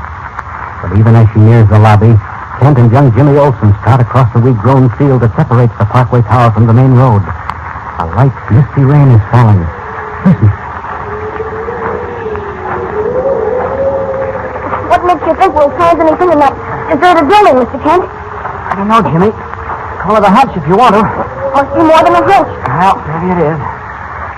I was thinking while we were in the control tower at the airport. Practically eyewitnesses to the strange disappearance of that transport plane. All the ships that have vanished were headed in the general direction of the Parkway Tower. Suddenly, they were never heard from again. Right, Mr. Kent. If you remember, Jimmy, that mysterious girl on the train, the one we followed into the subway. She disappeared, too. Uh-huh. The subway stopped in the tunnel and the lights went out. One second she was sitting there, and next second she was gone. Exactly. What you don't know is that she disappeared while a subway train stopped near a station that has never been used. The Parkway Tower station, directly underneath the skyscraper. No kidding. Uh-huh. That's why I think it's well worth our time to see what we can find in the Parkway Tower. Well, certainly doesn't look like much from here. No. Not a light in the place. Hannah. Don't move. What is it? Thought I heard voices. Crouch down. Cracking something wet. Quiet. Someone's coming out of the building. I can't see through the fog. I can. It's a woman. Carrying a suitcase. She's coming this way. I see her now. Gee, Mr. Kent, do you think I not only think, Jimmy, I know it's the girl we met on the train. The one who relieved the yellow mask of those stolen jewels. We're in luck. Now keep low until she's close by. Okay. Boy, this is exciting. Quiet. Here she comes. Get ready. Good evening. I think we've met before. You remember? You must be mistaken. Oh, no, he isn't. You're the one who hit the yellow mask in the head and took the jewels. Don't know what you're talking about. Let me by. You know what we're talking about. What are those stolen jewels? I tell you, you're mistaken. I'm an airline hostess, and I must report to the flying field. I'm late now. Oh, here, I'll show you my identification card. I have it right here in my handbag. Don't move. Oh, that's your identification, eh? A gun? Yes, now I know how to use it, in case you're wondering. I don't doubt it. All right. Now, I don't want to have to hurt you with a kid, so stay right where you are. If you try to follow me, you'll get it.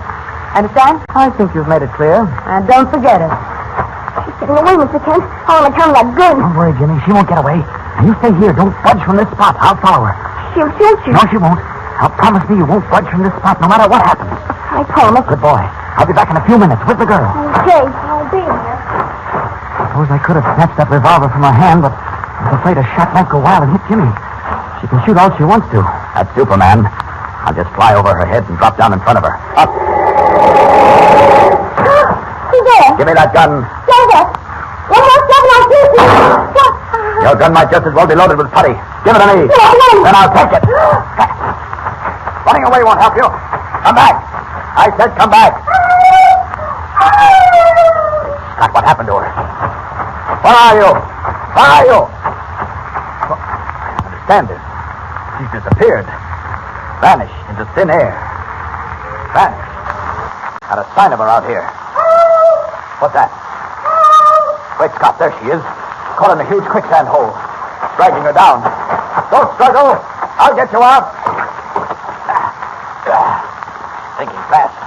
No wonder. Such terrific. Hope I can get out myself. Another few feet. There. I've got her. She's fainted. Gotta work my way back to solid earth. Won't be easy. I need all my strength. Getting there. Slowly. Now. Made it. But not by much. Mr. Kent! What? Mr. Kent, where are you? I can't let Jimmy see me as Superman.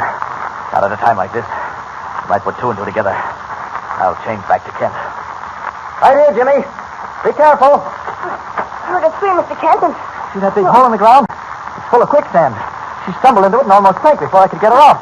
Is she hurt? Oh. Stand back a little, Jimmy. Give her air. Oh, I see. Quicksand.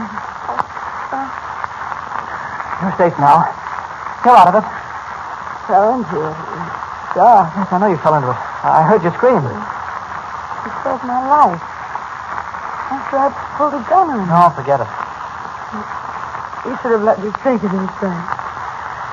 I'm no good. She's no good. Now, come on. Pull yourself together. You can be of great help to us. I'll do anything you say, anything. Well, then tell us. Where's the yellow mask? In that building, the Parkway Tower. That's his headquarters. I locked him in a room on the 10th floor. The only other people in the building are a watchman and a radio operator. Radio operator? Well, that's how we made those transport planes disappear. By sending out false radio beams. Where are the planes? Buried in that quicksand. They followed the beam, and that's where it led. You mean the planes, the people in them were buried alive in that quicksand? Yes, that's what he told me. But before the plane sank, his men took the jewels off them. Are you telling me the truth? I swear it's the truth. Well, look in that suitcase. You'll find all the jewels. When the mask showed them to me, I pulled a gun on him and took them.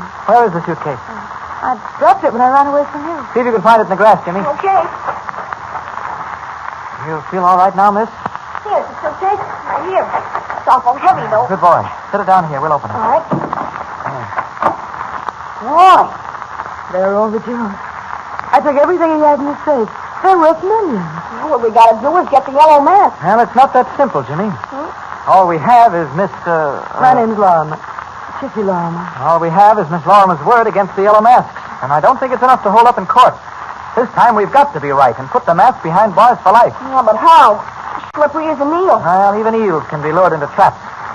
You still want to help us, Miss Lorimer? I told you I would. All right. Now, the first thing to do is to get back to the city with these jewels.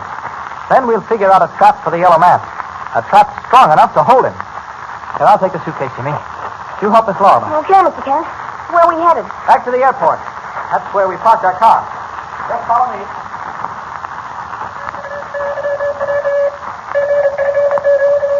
Good evening, radio fans. This is Bill Breen with some hot news for you.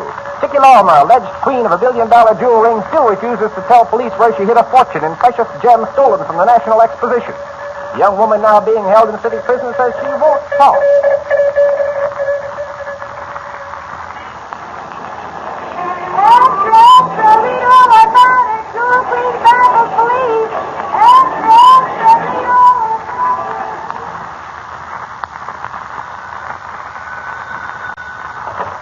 Police Commissioner's office. Commissioner, this is Evans, National News Service. What about that Lorimer girl? Are we getting the true story? Of course you are. Well, it sounds fishy to me. Well, that's just too bad. Goodbye. Kent, you can't keep this up much longer. The papers and news services are beginning to smell a rat. All I ask is another 24 hours, Commissioner. If the yellow mask doesn't bite by then, I'll step out. All right, but I don't like it. What do you think the papers would say if they knew we had the jewels and weren't returning them to their rightful owners? Something's going to break tonight, Commissioner. I've got a feeling it will. Well, I hope so, Kent. Because I'm in a spot now. This yellow mask you keep talking about. What if he doesn't exist? Oh, I can assure you he does. As a matter of fact, I'm willing to wager that at this very moment he's plotting to get his hands on those missing jewels. And that's just what we're waiting for.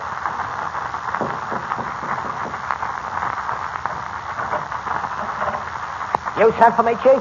Yes. Close the door. I've got a job for you, Lefty. A dangerous job. Ah, you know me, Chief. Nothing's too tough if there's dough in it. $500, Lefty. Why, Chief, for 5 C's, I'd steal a battleship with half the Navy on it. I don't want any battleships. But listen closely. There's a girl being held in the city prison. Yeah, I heard about her over the radio. Copped a load of ice, didn't she? She walked out of here carrying $15 million worth of precious gems. Ah, that ain't hay. Where'd she get the haul? Never mind that. I want that girl brought to me. You mean I gotta fling her out of the jug? Exactly. And for performing that little service, you will be paid $500 on delivery. Well, I don't know, Chief. Springing a dame out of that hoosgow ain't no pipe. I thought you said no job was too tough for you as long as there was money in it. Yeah, I know, but Maybe I'll have to grease the skids. Maybe I'll have to pay off a couple guys. How about making it $1,000? $1,000? Well, that ain't too much. Not for this kind of job. You guarantee to get her out tonight? Sure. Where do I take her? You want me to bring her here? No. I've got a little place about 20 miles from the city. I'll tell you how to get there. But first, there's another little matter that you and your friends will have to attend to. Yeah, what is it? You may be followed. In case you are, I have a plan for getting rid of whoever follows you. Okay, but first let me call a couple of guys and get them set. Go ahead. There's the phone. These guys know their stuff.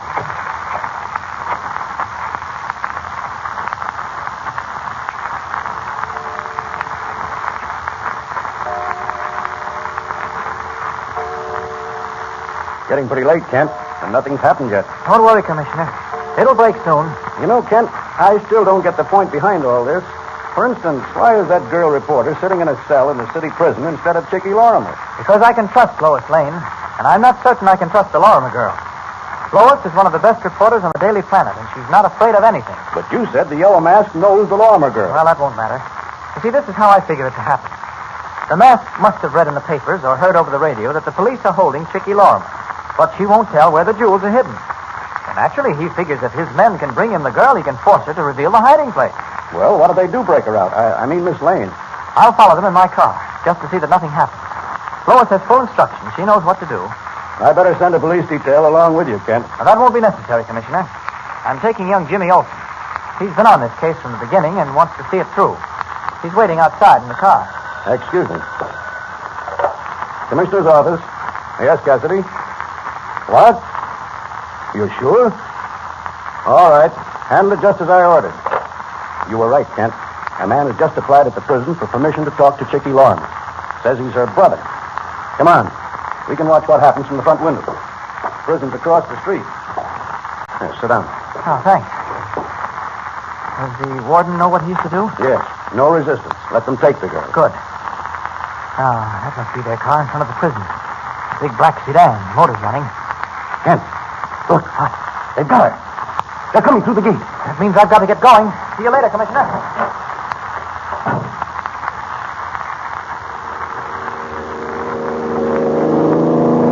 Okay, Joe. Pull up on the other side of the bridge. I don't know if we're being tailed or not, but I ain't taking no chances. I'll be right back, Joe. I got some business with the guy that runs this bridge. Okay, Pop. Open the bridge. What do you mean? I said open the bridge and don't stall. But you can't... Open it before I let you have it. That's the ticket, Pop. That is against the law, so... No kidding. Hey, wait a minute. What are you doing now? The signal lights. They got to be changed from green to red. No, they don't. I want them to stay green. All right, turn around. Yeah, this rope will fix you up good. All right, get down on your belly. Hey, you can't do this now. Get down. Couple of turns around your ankles and you're all set. Come on, Pop. Come back. Come back here. All right, get going, Joe.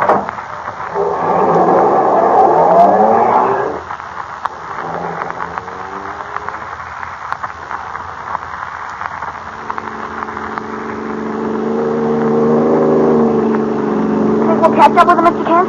In a mile or so. They've got a fast car, but we're stepping right along. What's that green light up ahead? Oh, it's a signal light on a drawbridge. When the light's green, that means the bridge is closed. I'd better get over it before some boat comes along the river and the bridge opens. Here we go, Jimmy.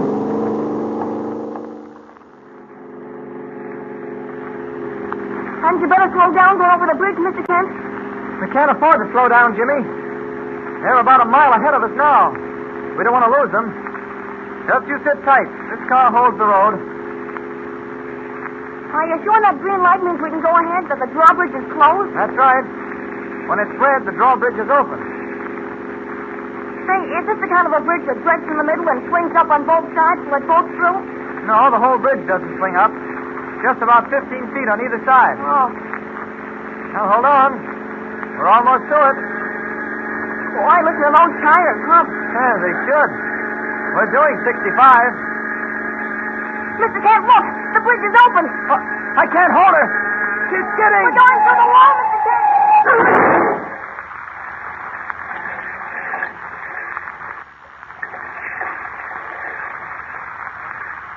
Crashing through the iron guardrail, the car plunges to the swirling river below, with Kent and Jimmy trapped behind its closed doors. For a moment, it bobs like a giant black cork on the angry water, then sinks beneath the surface. In the meantime, another car pulls into the driveway of a tree-shaded house where dim lights flicker behind drawn window shades.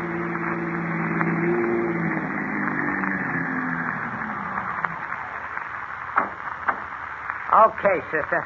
Last stop. Get out. You still don't believe me, do you? How many times do I have to tell you I'm not Chicky Lorimer? Ah, stow it, sister. Stow it. Come on. Come on. Up them steps. Hey, stick with the car, Joe. I'll be out as soon as I collect. Okay. You're gonna look like an awful dope bringing in the wrong girl. Ah, listen. Don't make me laugh, sister. I got chapped lips. What did you do when you stopped at that drawbridge? Oh, I just opened up the drawer in case he was being tailed. Hey, why don't someone answer here? Who is it? Me, Chief. Lefty. I got the dame. Open up. Come in. Quickly. All right. Go ahead, sister. Well, here she is, Chief. Just like I promised. You fool. What's the matter? This isn't the girl. I told him, but he wouldn't listen. Hey, now, wait a minute. I'm getting played for a sucker. Didn't you say you wanted Chicky Lorimer? Well, that's her. I am not.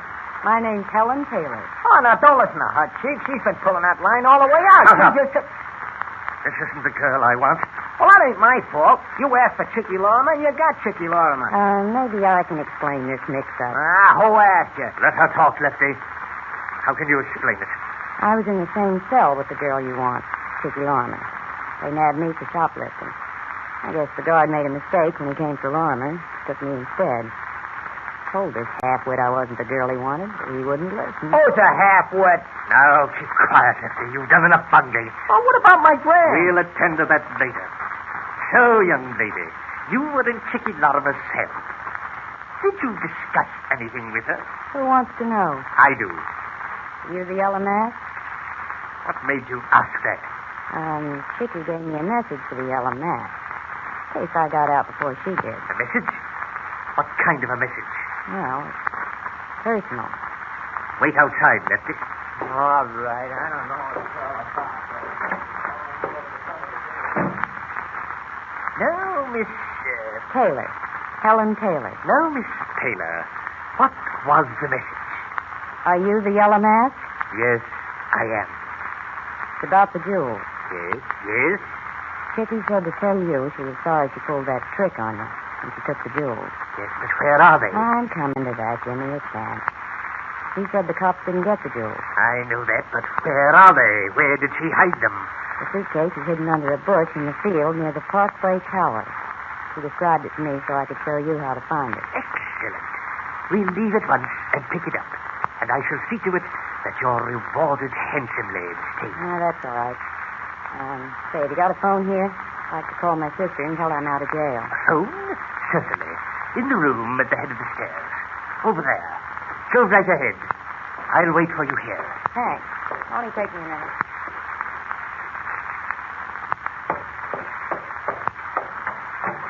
Lefty. Yeah, Chief? Quiet. Come in. Tell me, what happened at the city prison? It was a cinch. I told him I was the Lorimer dame's brother and wanted to talk to her. They brought her out. I pulled the gat. Nobody made a move. It was a pipe. They let you walk out of there. Nobody stopped you. I tell you, I strolled out of there like I was walking in the Easter parade. There's something wrong here, Lefty. Stay where you are while I listen in on this telephone extension. Hello. Hello, is this police headquarters? Yes? I'd like to speak to Commissioner Malone, quickly. It's Lois Lane. All right, hold on a minute. Lois Lane. I thought she looked familiar. You were right, Lefty, when you said that you were being played for a sucker. They're trying to play us both for suckers. But the game isn't over. Not by a long shot. In fact, Lefty, it has just begun.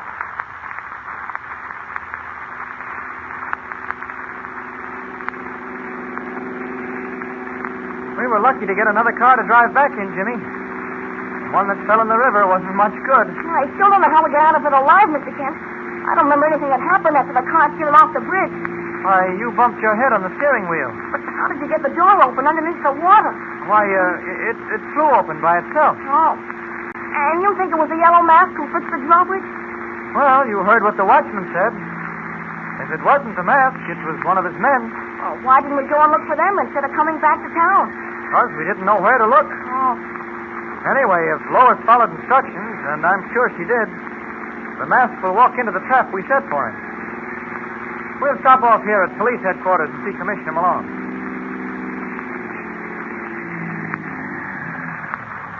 There we are. All right, come on, Jimmy. All right. Isn't that the commissioner coming out? Huh? What? Yes, you're right. Commissioner Malone. Kent. Oh, what are you doing here? I thought you followed Miss Lane and those men. Well, we did, Commissioner, until they stopped us by leaving a drawbridge open. Jimmy and I came close to having a serious accident. You can tell me about it later. Miss Lane called. I don't know how she managed to get to a phone, but she did. We're on our way to the Parkway Tower field right now. Is everything all right? So she said. Evidently, the mask fell for her story. Good. He's going to the field to pick up the suitcase full of jewels? Yep. She'll be with it. It's working out just as we planned it. All right. Jimmy and I'll follow you, Commissioner. No. You come along with me. Plenty of room in my car. But, Kent. Yes? Don't you think the boy would be better off remaining behind? You me? Oh, gee, don't leave me out of it now. No, he'll be all right, Commissioner. I suppose so. I've planted 50 men around the field. Good. Well, let's get going. Kent, if this little scheme of yours works, we'll have the mask dead to rights with the goods. Step on it, Parker. When you're near the field, dim your light.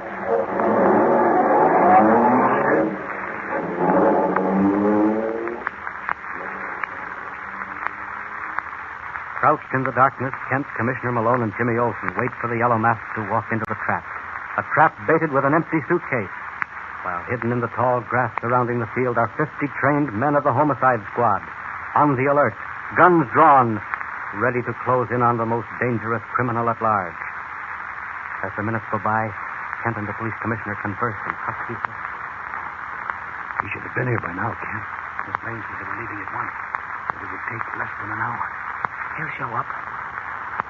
Keep your eye on the road, Jimmy. If you see a car stop, let me know. Okay, Mr. Kent. Say, Lois didn't tell you where she was calling from, did she, Commissioner? No. She seemed to be nervous. I'm in a hurry. Uh-huh. I must say I admire her courage. How much you tell me the yellow mask stops at nothing? Absolutely nothing. He's half mad, drunk with lust for power. Mr. Kent, I hear a car. That's a plane. See it in the east? You can just make out its wing lights. Probably a transport coming into the airfield. No, it hasn't enough wingspread for a transport. Keep your eyes on the road, Jimmy. Oh, I forgot. That plane is coming in for a landing. Looks like a private job. I hope he doesn't think he can land in this field. No. He'll level off and slide into the airport. He's got his searchlights on now. He's not going into the airport. He's diving straight at us. No, Kent. He can't be. He is. Look out! Look out! He's coming right at us.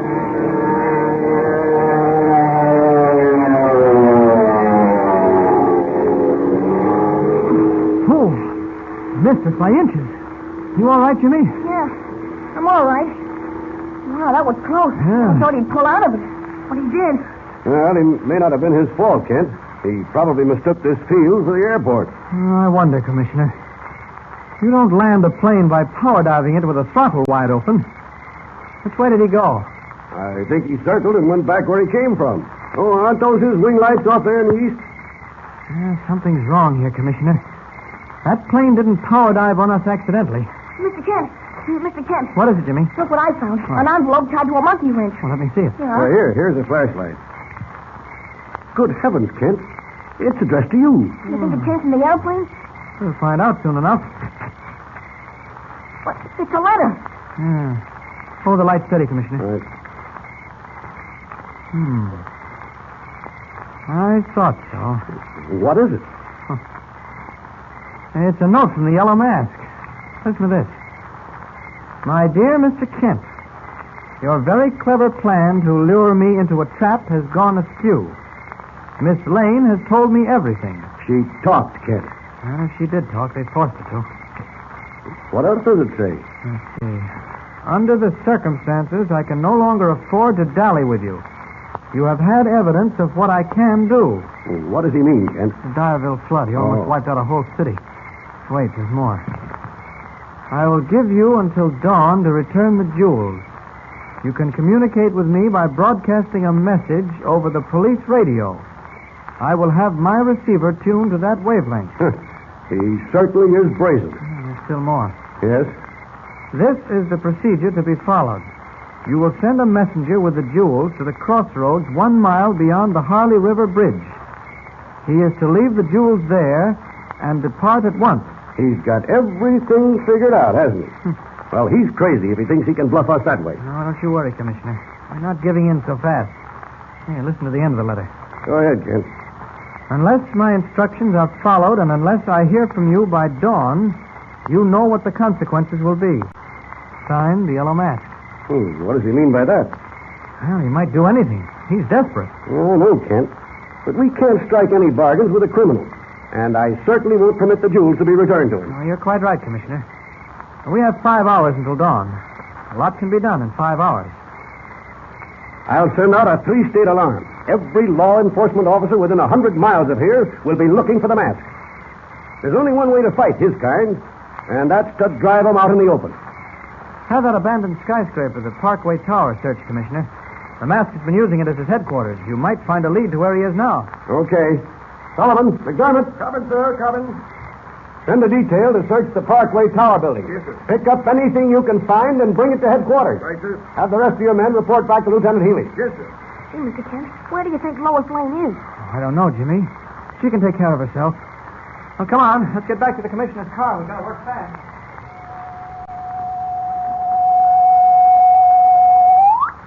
Calling all cars. Tri-State Emergency Alarm 4327. Wanted, man known as the Yellow Mask. Age about 45. Weight 160, 160. Height 5 feet 6. Last seen vicinity Parkway Tower building. Reported once. I will repeat.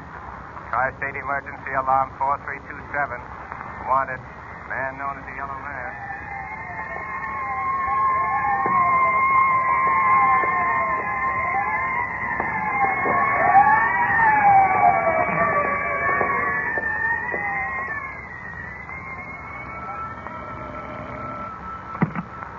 Commissioner's office.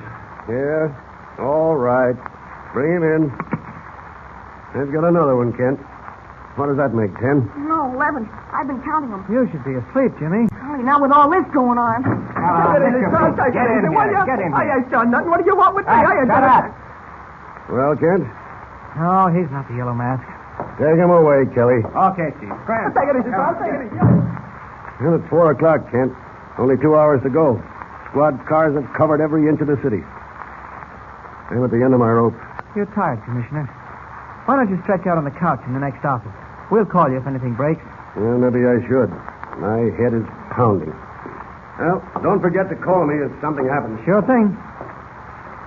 You're worried, Mr. Kent, aren't you? Uh-huh. I say you're worried, aren't you? Frankly, Jimmy, I am. You should have heard from Lois by this time. Well, maybe she can't call. Maybe there isn't a phone. Yeah, maybe. You know, Mr. Kent, I often wonder why there have to be people like the Yellow Mask in the world. Why can't everyone be honest and decent? Well, most everyone is, Jimmy. There are just a few people who think they can get away with being dishonest, but they can't. Sooner or later, the law catches up with them. Now, I'll take it. Hello? No, Commissioner Malone is resting. Can I take the message? This is Clark Kent. Yes? I see. Thank you. Good news, Mr. Kent? No, Jimmy, no news. How much more time have we? Mask said if he didn't hear from us by dawn, something would happen. Jimmy, we started this, and we've got to finish it. We'll have to take a desperate chance. What do you mean? Unless we discover where the mask is hiding out, we're up against a blank wall. We could sit here until doomsday without accomplishing anything. Yeah, that's right. And the only possible way to track him down, the only way I can think of, is to do as he says. You mean return the jewels?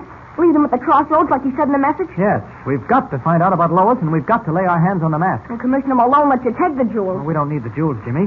We can fill a suitcase with stones and leave it at the crossroads. But what will happen when the yellow mask discovers it's just stones? Well, he won't have time for that. You see, we'll be hiding in the woods near the crossroads. When the mask, or whoever he sends to pick up the suitcase, arrives on the scene, we'll hop on him.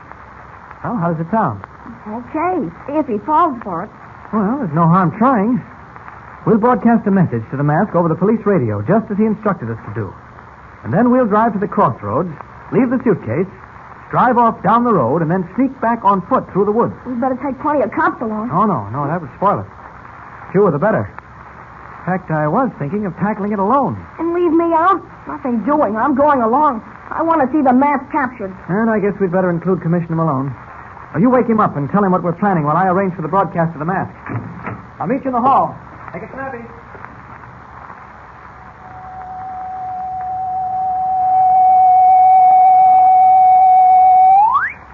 Calling Yellow Mask. Calling the Yellow Mask. There will be a suitcase waiting for you at the crossroads within a half hour. I'll repeat. There will be a suitcase waiting for you at the crossroads within a half hour.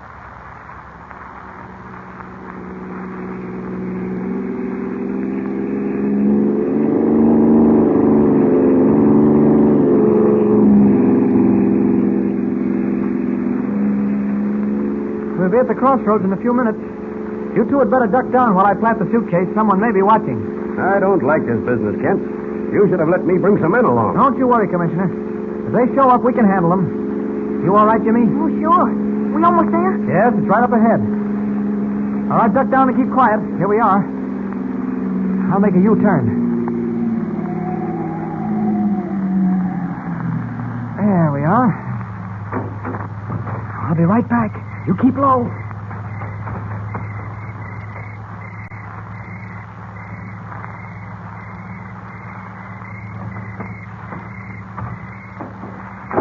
Okay, it's all set.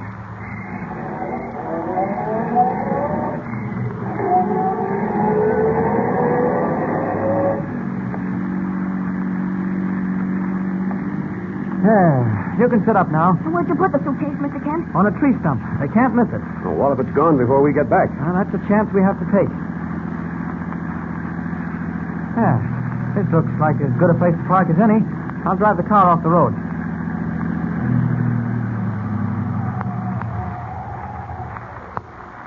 That ought to do it. All right, quickly. Duck into the woods. Now follow me. Single file. Make as little noise as possible. If anyone had told me I'd be doing this at 4 o'clock in the morning, I'd have called them crazy. It may not be so crazy, Commissioner. What if we catch the yellow mask? Wait.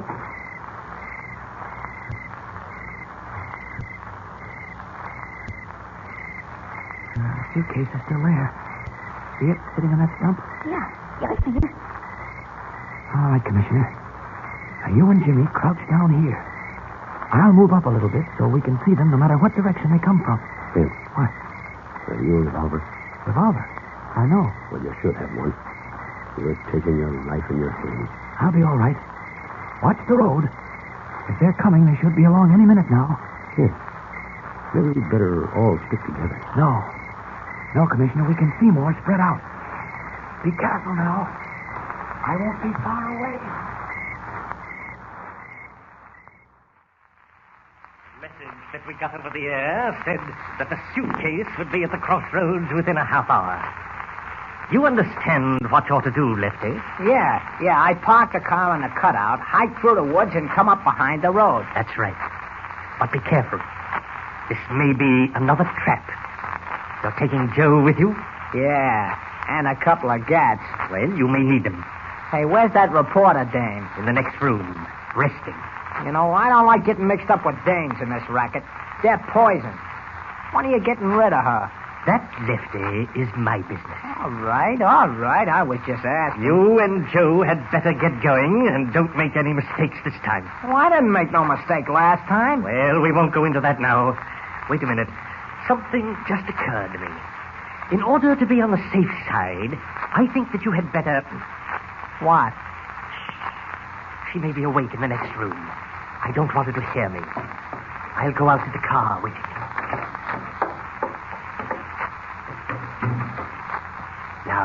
I was saying, Lefty, in order to be on the safe side, what I think that you had better do is this. As Lefty and Joe leave the hideout with final whispered instructions from the Yellow Mask, Clark Kent as Superman waits alone in the darkness of the crossroads. The quiet of the night, broken only by the chirping of crickets and the eerie hum of insects. Listen. Well, looks like my little scheme failed. Not a sign of anyone. What's that? Oh, just a hoot owl. Dawn will be up soon. Wait. Someone's coming through the woods. Maybe an animal. No, it's a man. 2 men. Our plan has worked. There it is, Joe. On that stump. Grab it. Okay, Lefty, I got it. Put that suitcase down. Huh? Who's there? You heard what I said. Put down that suitcase. Let him have it, Joe. Okay, He's Lefty. across the road. Okay. So you want to play, huh? Well, see how you like this little game. Those slugs didn't hurt him at all. Beat it, Joe. Beat it. No, you don't. Oh, that's only a sample. Now, see how you like this. Oh, hey, I'm getting out of here. Mr. Kent. Mr. Kent. I heard those shots. I can't let them see me as Superman. Kent. Where are you? Right here. Oh, one of them got away. I tried to catch him. You must have socked this one plenty hard. He's out cold. What happened, Kent? We heard 2 shots. Yes, but fortunately their marksmanship was bad. Both bullets missed me. I closed in on them and got one, but... Oh, boy. In the scuffle, the other one ran off through the woods. Well, you took a terrible chance, Kent. Battling armed desperados. Well, maybe not as much of a chance as you think. Yeah, wait, let's have a look at this fellow. I'll turn him over here. Well, you know who he is, Commissioner?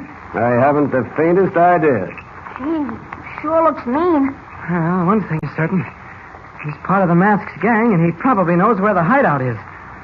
I suggest we take him to the police station back in the next town and pump him. What do you think, Commissioner? We might learn something if we can get him to talk. Oh, he'll talk, all right. His kind usually do when they're in a tough spot. I'll go back for the car. Okay. Mr. Kent. Yes, Jimmy? Did you really knock this guy out? Why, yes. Don't you believe me? Sure, I believe you all right, but... Well, I'm just wondering. Wondering, Jimmy? Wondering about what? Well, maybe I was seeing things. Well, I don't understand, Jimmy. Oh, forget it. No. Now, tell me what's on your mind. Well, I saw those 2 men come out of the woods. Yes? Then I heard the shots, and Uh-huh. a second after that, another man jumped across the road. Oh, sure. That was I, Jimmy. It didn't look like you. I thought it was Superman. You thought it... What's the matter? Well, thanks, Jimmy. After all, it isn't everyone who's mistaken for Superman. You're just making fun of me. No, not at all. Oh, here's the car. Yeah.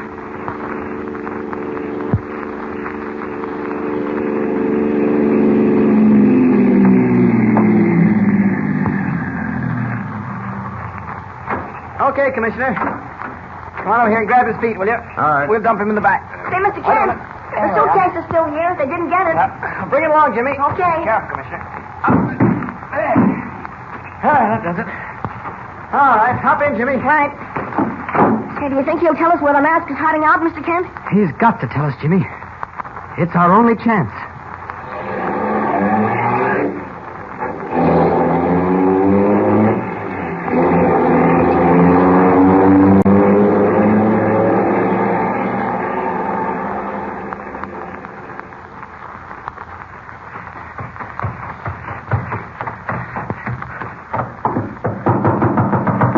Open up. Me, Lefty, open up. All right, close it. What happened? Let me catch my breath. I had to run all the way. Where are the jewels? I couldn't get them. What do you mean? Now, take it easy, Chief. Oh, don't tell me to take it easy. What happened, you fool? Give me a chance, will you? Did you follow my instructions? Yeah, sure. Me and Joe parked the car on a side road and then hiked through the woods. Was the suitcase there? Yeah, it was there. Looked like a pipe, Chief. We jumped out of the woods and Joe grabbed it. And we were starting back for the car when it happened. What happened? A big guy hopped out of the bushes across the road. He was wearing some kind of a uniform. I yelled at Joe to let him have it, and he did. Twice. But I swear, as sure as I'm standing here, them slugs bounced off the big guy's chest. Oh, you're out of your mind. Now, Chief, I seen it with my own eyes. Well, anyway, the big guy closed in and started throwing punches. I figured we didn't have no chance against him, so I beat it fast. What happened to Joe? He caught one on the button and went down. So you left him there to answer all their questions. Oh, Joe won't talk. He'll talk when they start working on him. I knew that I shouldn't have trusted this job to you. It wasn't my fault, Chief. Shut up. Now that you've bungled it, I've got to figure a way out.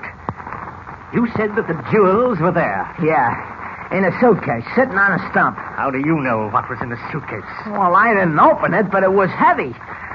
Listen, Chief, if you think they'll make Joe talk, we better scram out of here. Oh, no. We'll stay right here and wait for them. Yeah, but, Chief, that big guy... You turning yellow, Lefty? Oh, me? Say, I ain't afraid of... Good. Then you'll help me welcome them. You see, Lefty, this house was built for visitors such as we expect. Now stand back against the wall. Now I slide this picture away and press this little button. So.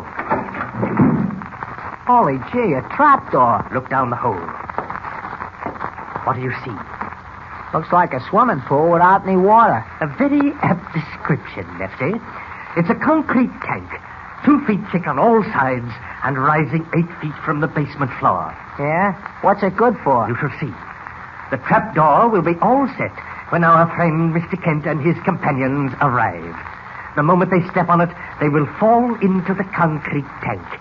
Then I throw a switch from the second floor, and iron bars will slide over the top of the tank. Can you picture it? Yeah. That's how they can't climb out. Precisely. It's just like being in jail, huh? Yes, Lefty. A jail from which there is no escape. You mean you leave them down there without giving them nothing to eat and no water? That's the idea. Hey, I don't like that kind of business, Chief. Whether you like it or not, you're a part of it. Now, come on. We've got to get everything ready. If they're coming at all, they'll be here soon.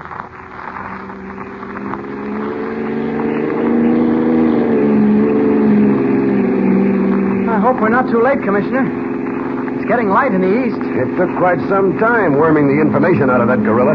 Was he stubborn? Yeah. You all right, Jimmy? Oh, you bet, Mr. Kent. Now, hold on. This is where we turn.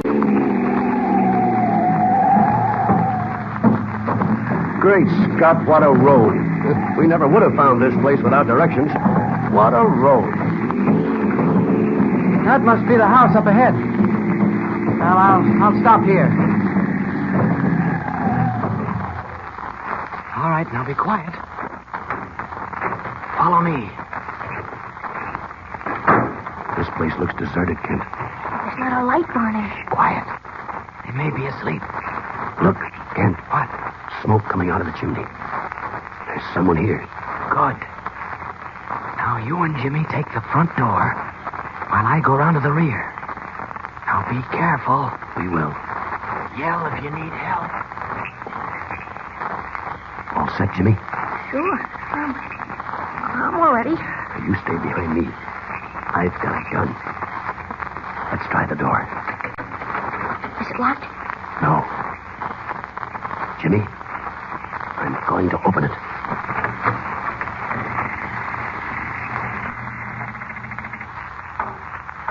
I don't understand how the mask happened to leave this door open.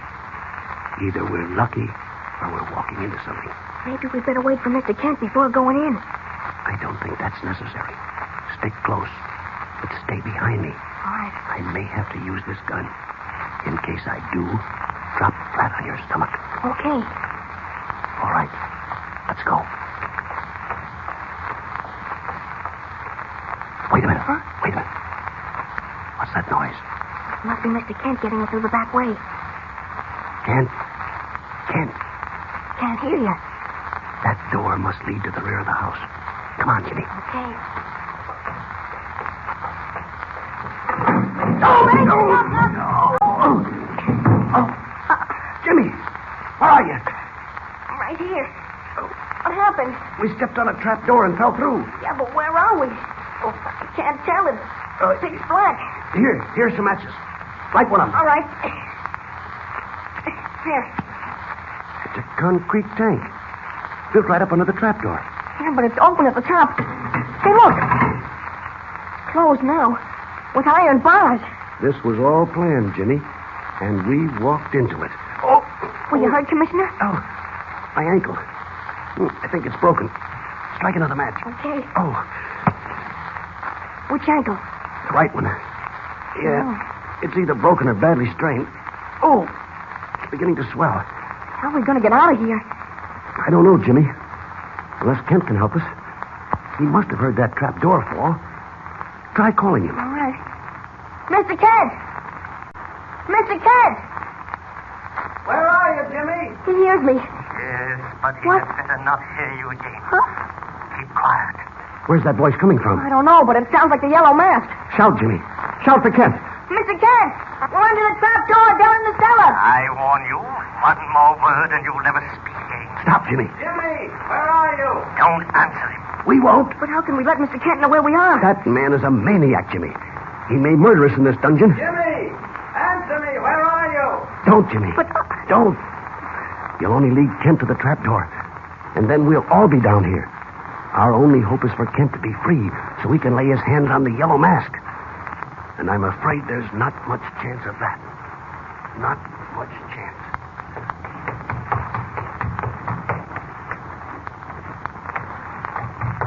Jimmy! Commissioner Malone, where are you? I'm sure that was Jimmy's voice I heard. Seemed to be muffled. Maybe he's upstairs. Jimmy! Welcome to my abode, Mr. Kent. The mask. Yes. I believe that we have met before under different circumstances. Where's Miss Lane? Miss Lane is well and safe. So are the police commissioner and your young friend Jimmy. But they will remain safe only as long as you obey my orders. One false move on your part will seal their doom. Where are they? Never mind that now. More importantly, where are the jewels? I've put up with enough of your madness. Tell me where those people are hidden or I'll... Stand back, Kent. You see, I am unarmed, but others are watching you. Stand back unless you want to murder your friends. You can't bluff me. This isn't a bluff, Kent. Lay one finger on me and you will suffer. You think that I'm fool enough to face you this way without protection? And my protection is the lives of your friends. All right. What do you want? Ah, that's better. You know what I want. The jewels that I worked so hard to get. The jewels that you and that Lorimer girl took from me. Where are they? I have them. But this time I want more than your word, which I've found to be worthless. Release Miss Lane, Commissioner Malone, and Jimmy Olsen, and you'll get the jewels. What do you take me for? A mindless idiot? First, I must have the jewels. Then I must be guaranteed an opportunity to leave unmolested. However, in order to prove my sincerity, I will let you see Miss Lane. The others must remain where they are until I have left with the jewels. Do I make myself clear? Yes. Yes, you do. But I know how far I can trust you.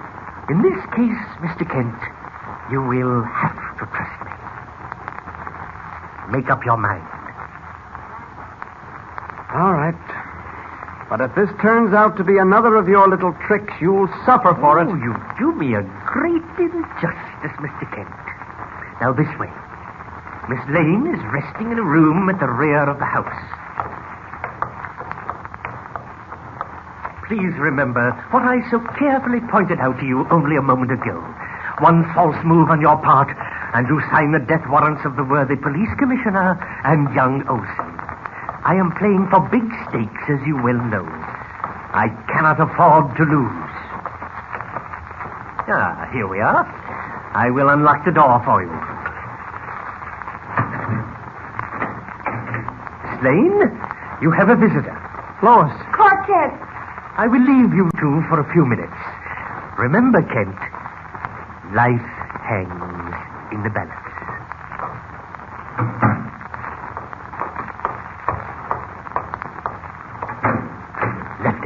Yeah? Listen closely.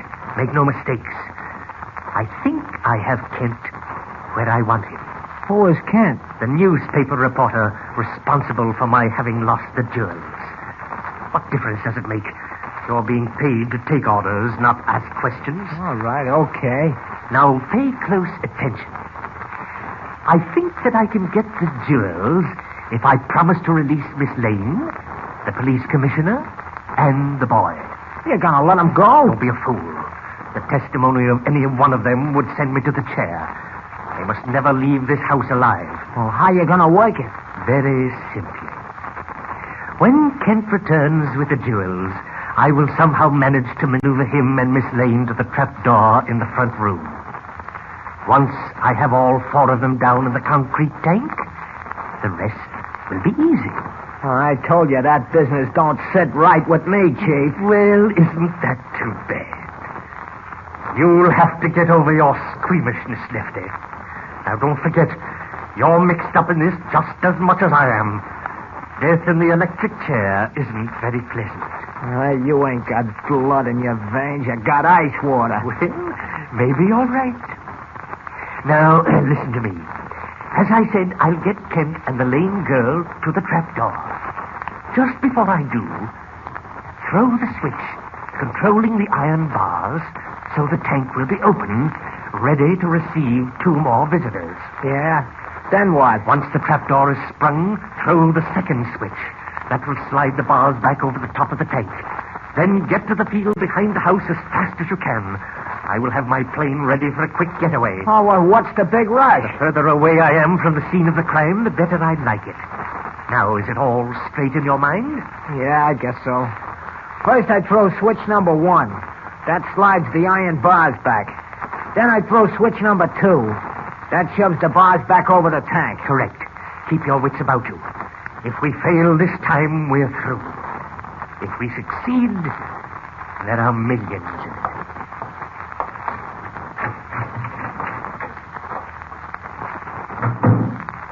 Stick close to those switches.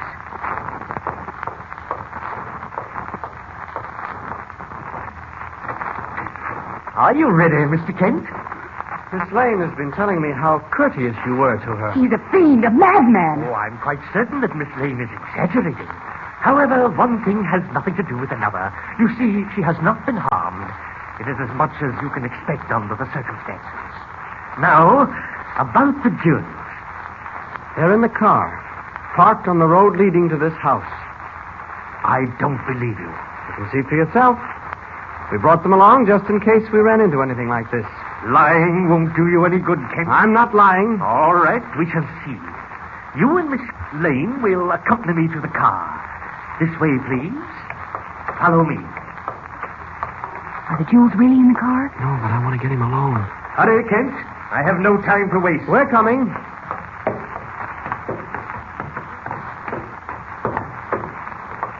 One moment while I turn on a light. This front room seems a little dark. There we are. Miss Lane, Mr. Kent, you may precede me out the door. Come on, Lois.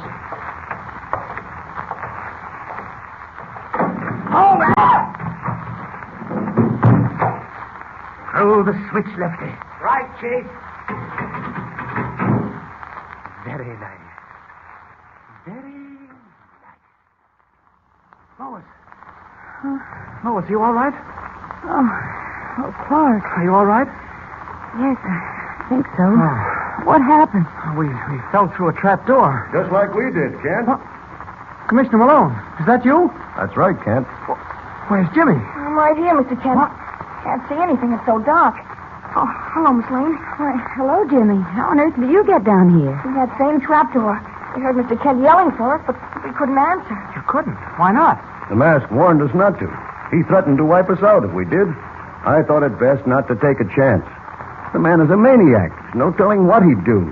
Oh, what's the matter, Commissioner? He hurt his ankle. No, it's nothing, Kent. Just a slight sprain. Here, let me look at it. I got some matches. I'll light one. All right. Here. Hold the match higher, Jimmy. It really isn't serious, Kent. Oh, that ankle is more than sprained, Commissioner. Might even be broken. We've got to get you out of here.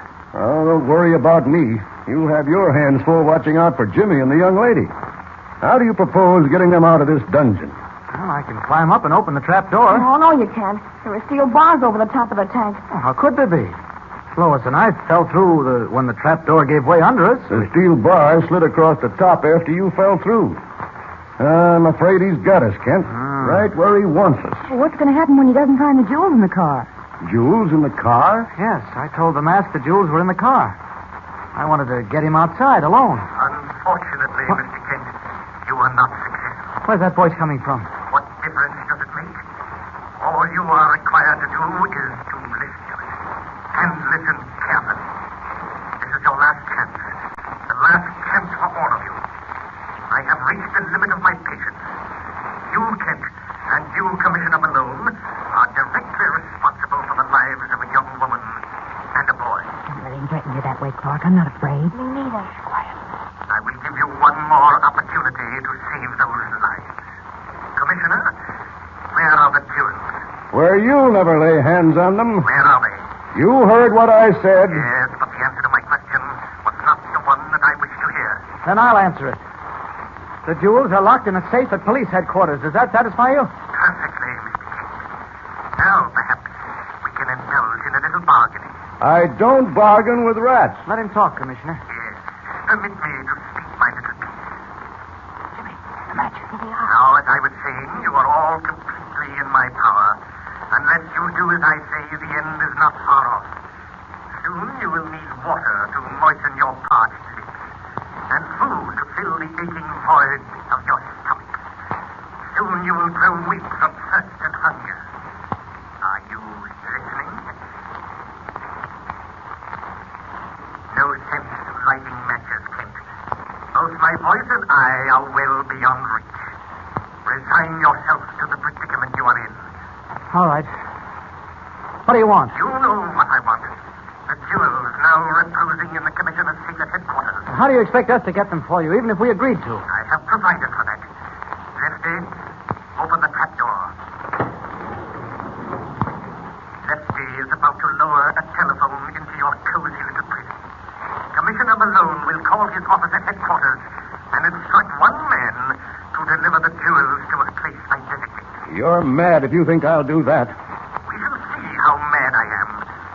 Lower the phone, Lefty. There it is, Kent. Dangling in front of you. I will give the commissioner 60 seconds to make up his mind. Remember, just 60. You can make it 60 hours for all the good it'll do. Don't lose your head, Commissioner. Got to think this thing out. It doesn't take any thinking, Kent. I'll starve to death before I'll get into that maniac. Does he imagine for one moment that I would call headquarters and arrange for those jewels to be delivered here to him? If he does, he's crazier than I thought. I grant you, he's crazy. That makes him all the more dangerous. You may have to agree to do as he says, at least temporarily. What do you mean? The minute is up. Have you made up your mind, Commissioner? Yes, and it hasn't changed. You refuse to call your office and have the jewels delivered to me? Absolutely. Very well. We do it. Yes, I know. What are you talking about now, Ware? If this is a trick, you will all suffer for it. It's no trick. Go ahead, Commissioner. I'm doing this against my better judgment, Kent. Give me Metropolitan 4000. You are to instruct one man to deliver the jewels to the crossroads, 1 mile beyond the Harley River Bridge. He is to come unarmed. If you issue any other instructions, you sign the death warrants of 4 people. You understand? Hello. This is Commissioner Malone. Connect me with Captain Sullivan. Kent, I shouldn't be doing this. All right, believe me. Hello, Sullivan? I want you to do something for me. You remember that suitcase we put in the custodian's safe? Yes, the one with the jewels. Sullivan, I want you to get it and bring it to me. Tell him he's to come alone, Commissioner. You're to come alone, Sullivan. And unarmed. Don't carry a gun, Sullivan. Oh, never mind why. Do as I tell you. Now listen while I give you your directions. Take Route 14 to the crossroads, a mile beyond the... Unable to change into Superman without revealing himself to Lois, Jimmy, and Malone, Clark Kent stands by while the police commissioner orders the jewels to be brought to the Yellow Mask. But evidently, Kent has some plan in mind. In the meantime, the mask has sent his henchmen, Lefty and Joe, to stop the police car at the crossroads. They crouch in the darkness as the car approaches. Suddenly, they leap to the center of the road, waving flashlights.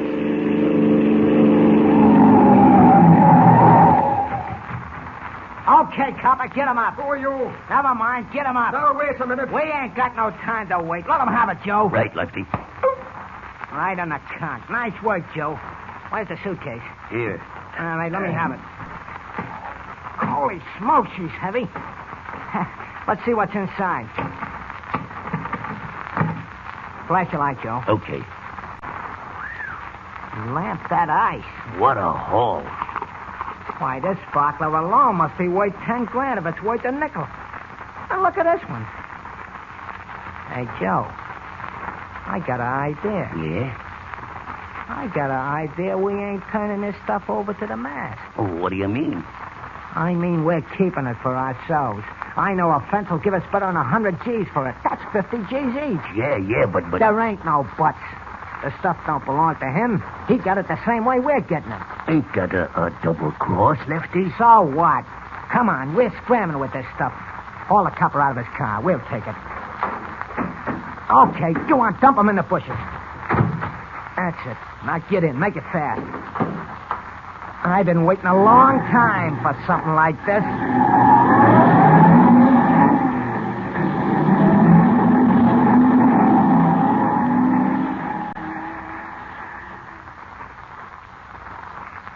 Well, I may be stupid, Kent, but I still don't understand why you forced me to make that call to headquarters and have Sullivan bring the jewels.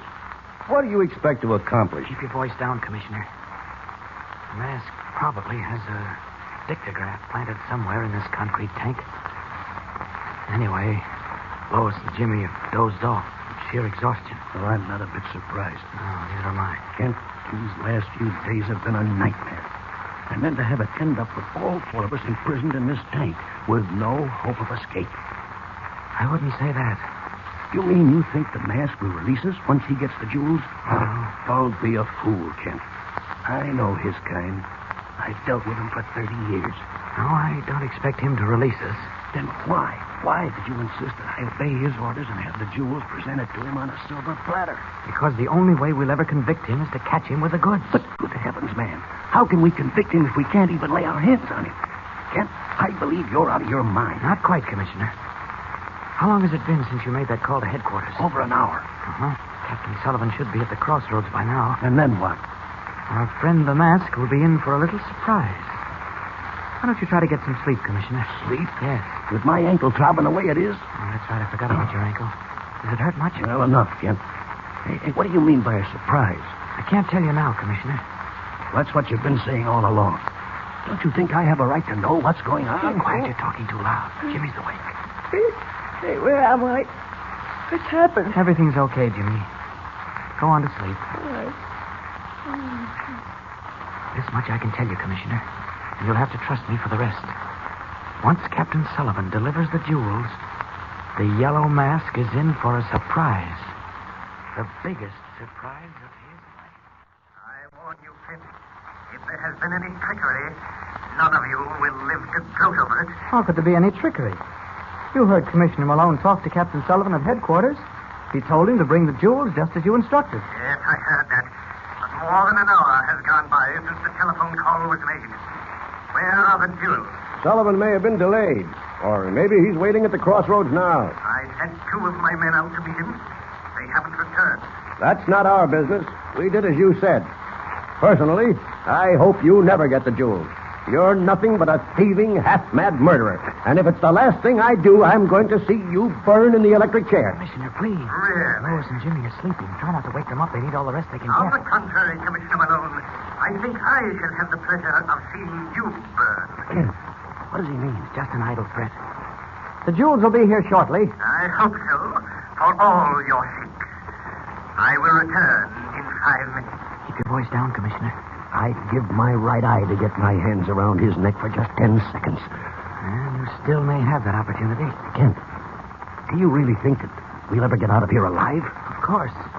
Once the jewels arrive. Oh, yes. You mentioned something about a surprise for the mask once the jewels got here. What did you mean? You'll find out. Just have a little patience. All the patience in the world will not reward Commissioner Malone.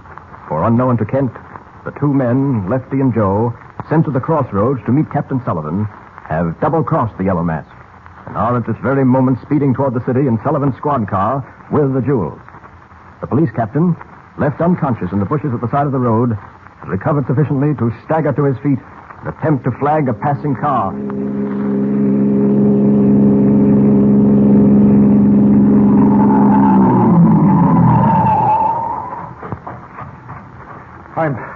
I'm Captain Sullivan of the City Police. Yeah? Two men knocked me out and stole my car. Good heavens. Can you get me to telephone? Sure, hop in. Thanks.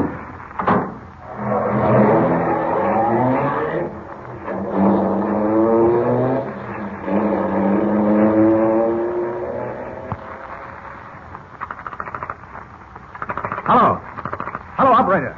There's an emergency. Get me police headquarters. Sergeant Henley. Hello, Henley. Now listen carefully.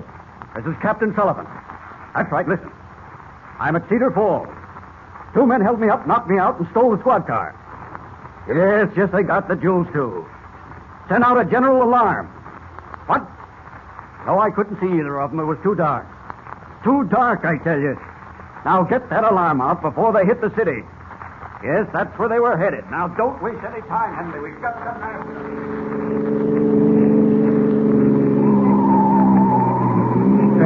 Hey, take it easy, Lefty. You're doing 70. Sure, this cop's buggy can travel. You ain't nervous, Joe, are you? No, but if you blow a tire, we're cooked. Well, I gotta make time with all this hot ice in the car. Hey, listen. Turn the radio on. Get some swing music. That'll take your mind off getting killed. Oh, you can't get music on this kind of a radio. It's a short wave set for police orders. Well, turn it on anyway. Let's hear what the bull's got to say. I never thought I'd be driving a police buggy. Not in a million years. General alarm 683W. Listen. Stop on sight. Squad car number 6. See, none but cops orders. Shut up. Squad car number 6, license 58-32. Old man who was driving and his companion. Hey, what are you stopping for? He's talking about this car. Listen. I will repeat. General alarm 683W. Stop on sight. Squad car number 6. License 58-32. Old man who was driving and his companion. That is all. Turn it off. What are we going to do? I don't know, but there's one thing you can lay money on. We ain't driving this buggy into the city. You got your gun? Yeah. Okay, grab the suitcase and hop out. We'll roll this buggy off the road and down that incline. Then we'll stop the first car comes along and take it over. Come on. All right, come on back here and give her a push. She's rolling. Now a good one. There she goes.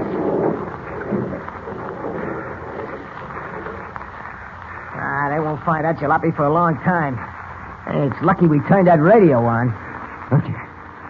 Lefty, I think I hear a car coming. Yeah, you're right. Get over on the other side of the road. Flag him down with your light, but keep your gat handy in case it's a cop. Okay. He's coming fast. Start waving your light. He ain't gonna stop. Hey, you lunkhead, what'd you shoot for? I seen he wasn't stopping. I figured I'd scare him. Yeah, so what did you do? You let him know there's a guy on the road here with a gat. He'll tell that to the first copper he meets, and before you know it, this place will be crawling with dicks. Grab that suitcase. We're heading cross-country through the woods. It ain't healthy around here no more.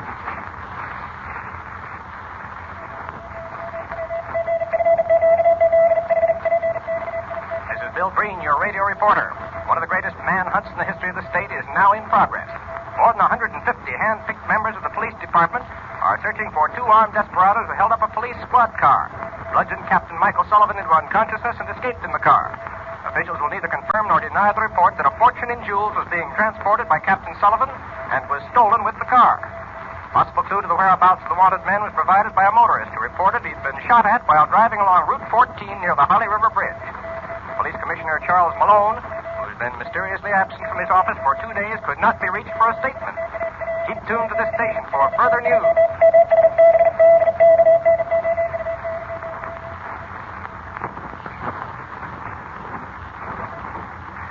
Sure was tough hiking through them woods, Lefty. Well, who told you to shoot at that car? Oh, you don't have to keep talking about it, do you? All right, all right. What's that light up ahead? Must be a farmhouse. Well, we gotta get a car and get one fast. Maybe the farmer's got a jalopy. Come on, we sneak up behind the house. Hey, is that a car standing in the yard? Yeah, tin can. What's the difference as long as it runs? There ain't no difference. Look and see if it's got a key in it. Okay. Maybe we gotta get the key. Give me your gun. I don't trust you no more. Follow me. Wait a minute. Take a gander through the window. See anything? Yeah. An old geezer sitting by the stove. Nobody else? That's all. We're in luck. Come on.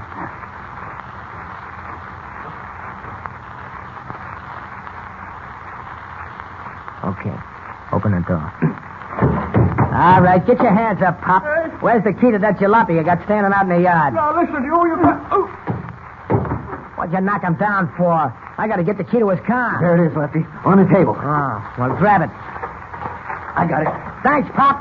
So long. All right, hop in, fast. Hope I can get this crate started. There she goes.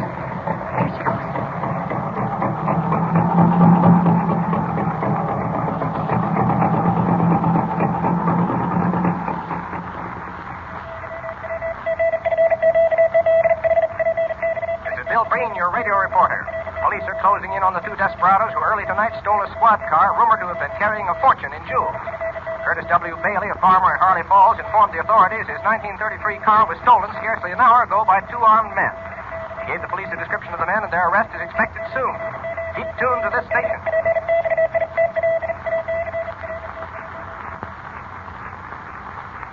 Kent, I can't stand this much longer. My ankle is killing me.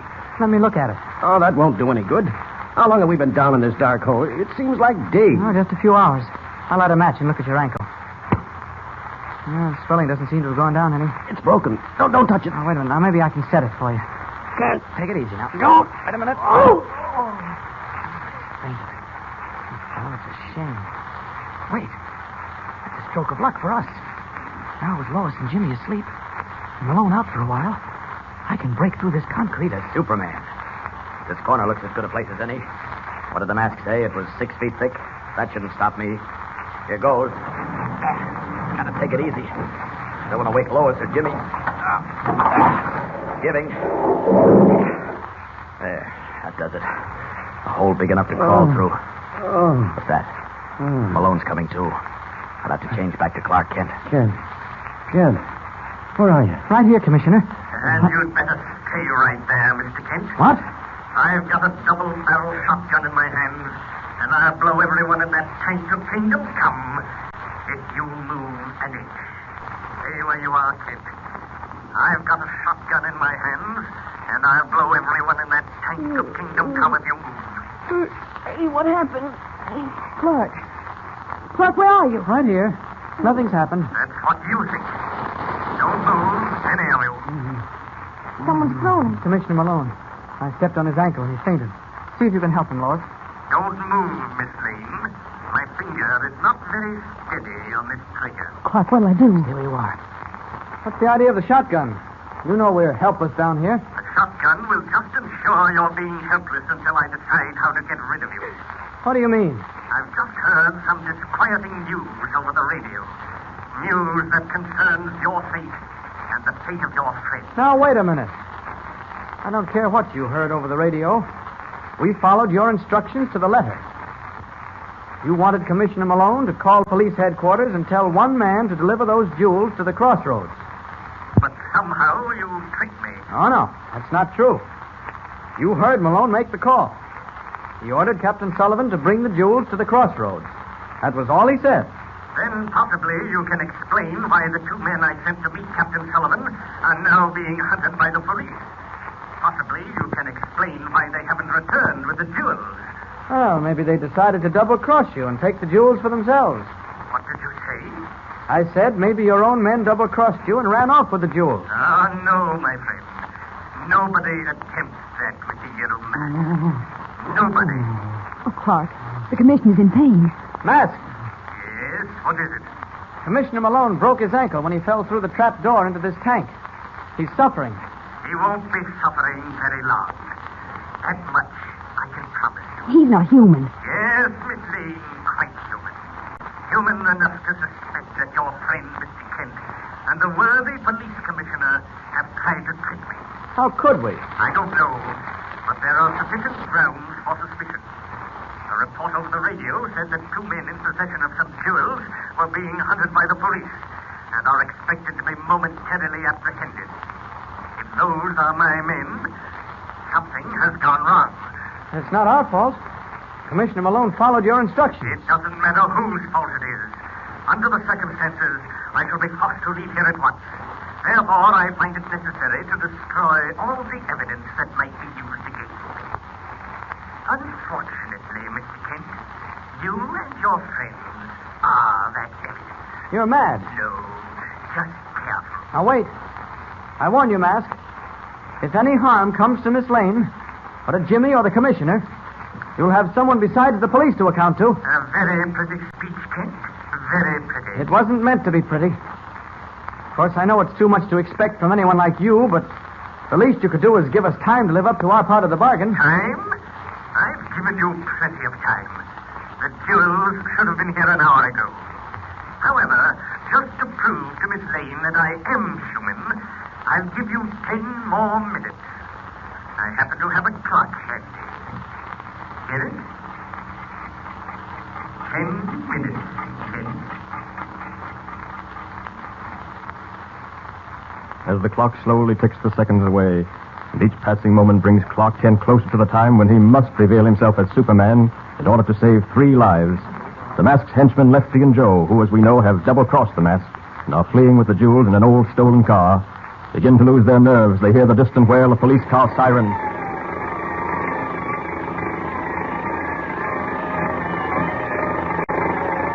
The cops are riding every road around here, Lefty. They'll nab us sure. Ah, shut up. I don't want to take no rap. They're right behind us. Let me out. You stay where you are. There's a wagon road going into the woods. I'll turn in. Here we go now. All right, now just sit tight. If they get us, we're sunk. Having this hot ice will send us up for 20 years. Sit tight, I said. They can't see us.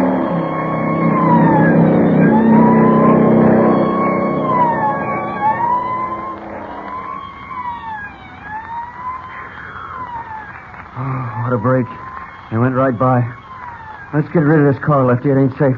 We can leg it through the woods. And leave the jewels? Not me. I don't want no part of them. They're too hot. Ah, take it easy, Joe. We'd be mugs to let loose of the stuff now we got our hands on it. Let me think. It's too hot for me. Hey, look. Look, here's what we'll do. We'll take it back to the mask. He's got an airplane. We can make a quick getaway. Give these cops the slip. And then what?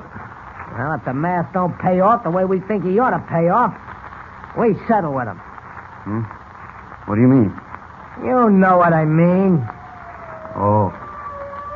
Come on, let's get going. I don't like the sound of them sirens. Take him into Willie's. All right, grab the suitcase. Okay.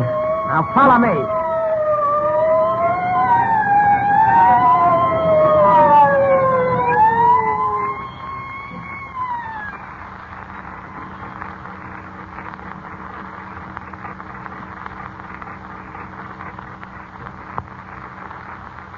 Clark, Yes, Lois? doesn't look very good, does it? What do you mean? Well, 10 minutes are almost up. Do you really think he'll do what he threatened? Get rid of us? Don't you worry about that. Where's Jimmy? I'm right here, Mr. Kent. Here, take my hand. Right. That's the boy. Now listen to me. There's a hole in the side of this tank. A hole? How did it get there? Never mind that now. You crawl through first, Jimmy, and Lois will follow you. Yeah, but what about you and Commissioner Malone? He hasn't come to yet. He must have passed out completely from that broken ankle. I'll take care of him. Let Miss Lane go through, Mr. Kent. I'd rather stick with you. No, Jimmy, you've got to go along with Lois to protect her. Now, somehow, both must find your way out of this basement. Be quiet and be careful. Chances are you'll find a flight of steps leading to the yard and back of the house. Hide there until I call you. No matter what you hear and no matter what happens. All right, now hurry. You first, Jimmy. Okay. Okay, Jimmy? Yeah, I'm through. All right, Lois. And please don't worry. I won't. We'll be waiting for you, Clark. Right. I don't like them wandering around alone, but it's a chance I had to take. Now I can deal with the mask as he should be dealt with. As Superman. First, I'll have to carry him alone through that opening. There. He won't be hit now in case the mask makes use of that shotgun. Your 10 minutes are up, Kent. Mr. Kent isn't here. What's that? I said Mr. Kent is gone. What, you trying to pull another one of your tricks on me? Oh, no, this time it won't work. This is the end. You're right, Mask. The end for you. Here I come, right through the iron bars covering the top of your tank. Up, up! No use shooting now. You're too late. Where are you? Oh, there you are, eh? Put that gun down. Stand back. Stand back, I tell you. You've given your last order, Mask. Now you're going to pay for everything. Who are you? What difference does that make? Give me that gun. No, no. Well, I see I'll have to take it away from you. And break it in two. Now I'll settle with you. No, you'll kill me. Frightened, aren't you? Trembling like a leaf. But you weren't frightened when you planned to murder 4 human beings in that concrete tank, were you? You didn't tremble when you lured those transport planes into that quicksand pit and buried people alive, did you? I'll confess. I'll tell everything. There's nothing you can tell that I don't know. My boss, open up. Who's that? My men. Well, that's very interesting. Maybe they have the jewels. My boss, I'm locked. Open up. I'll open the door. Come in, gentlemen. Hey, what is this? I said come in. Must I help you? All right. Hey, let go of me. My arm. I see you have the suitcase containing the jewels. Very nice of you to bring it back. I'll take it. Hey. No, Lefty, no gun. He's right, Lefty. If you want to remain in one piece, drop that gun.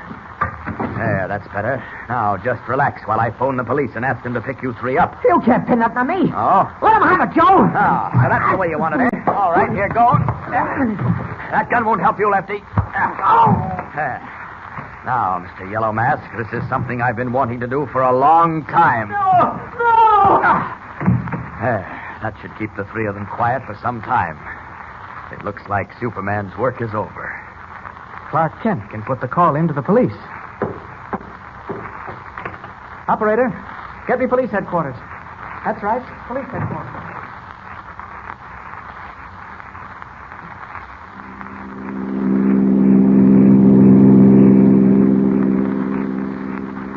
Mr. Kent, I still don't understand how you knocked the 3 of them out cold. Wasn't so difficult, Jimmy. You see, I grabbed Lefty's gun and used it as a club. I guess I was pretty lucky. We were all lucky to get out alive. Yeah. I hope the commissioner's ankle's all right. They rushed him to a hospital. We'll have to do a lot of explaining to Mr. White when we get back. Oh, I forgot to tell you. I called him. He was worried about us, but he's glad we're all right. And incidentally, he said there's a big story breaking. One of the biggest the Daily Planet ever handled. Well, I wonder what it is. We'll find out soon enough. What is the story Editor White is referring to? Will it lead Kent, Lois, and Jimmy into more danger?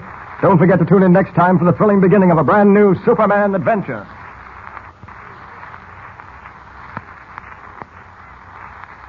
And remember, tune in the next thrilling installment of the transcription feature, Superman. Up in the sky, look! It's a plane! It's a plane! It's Superman!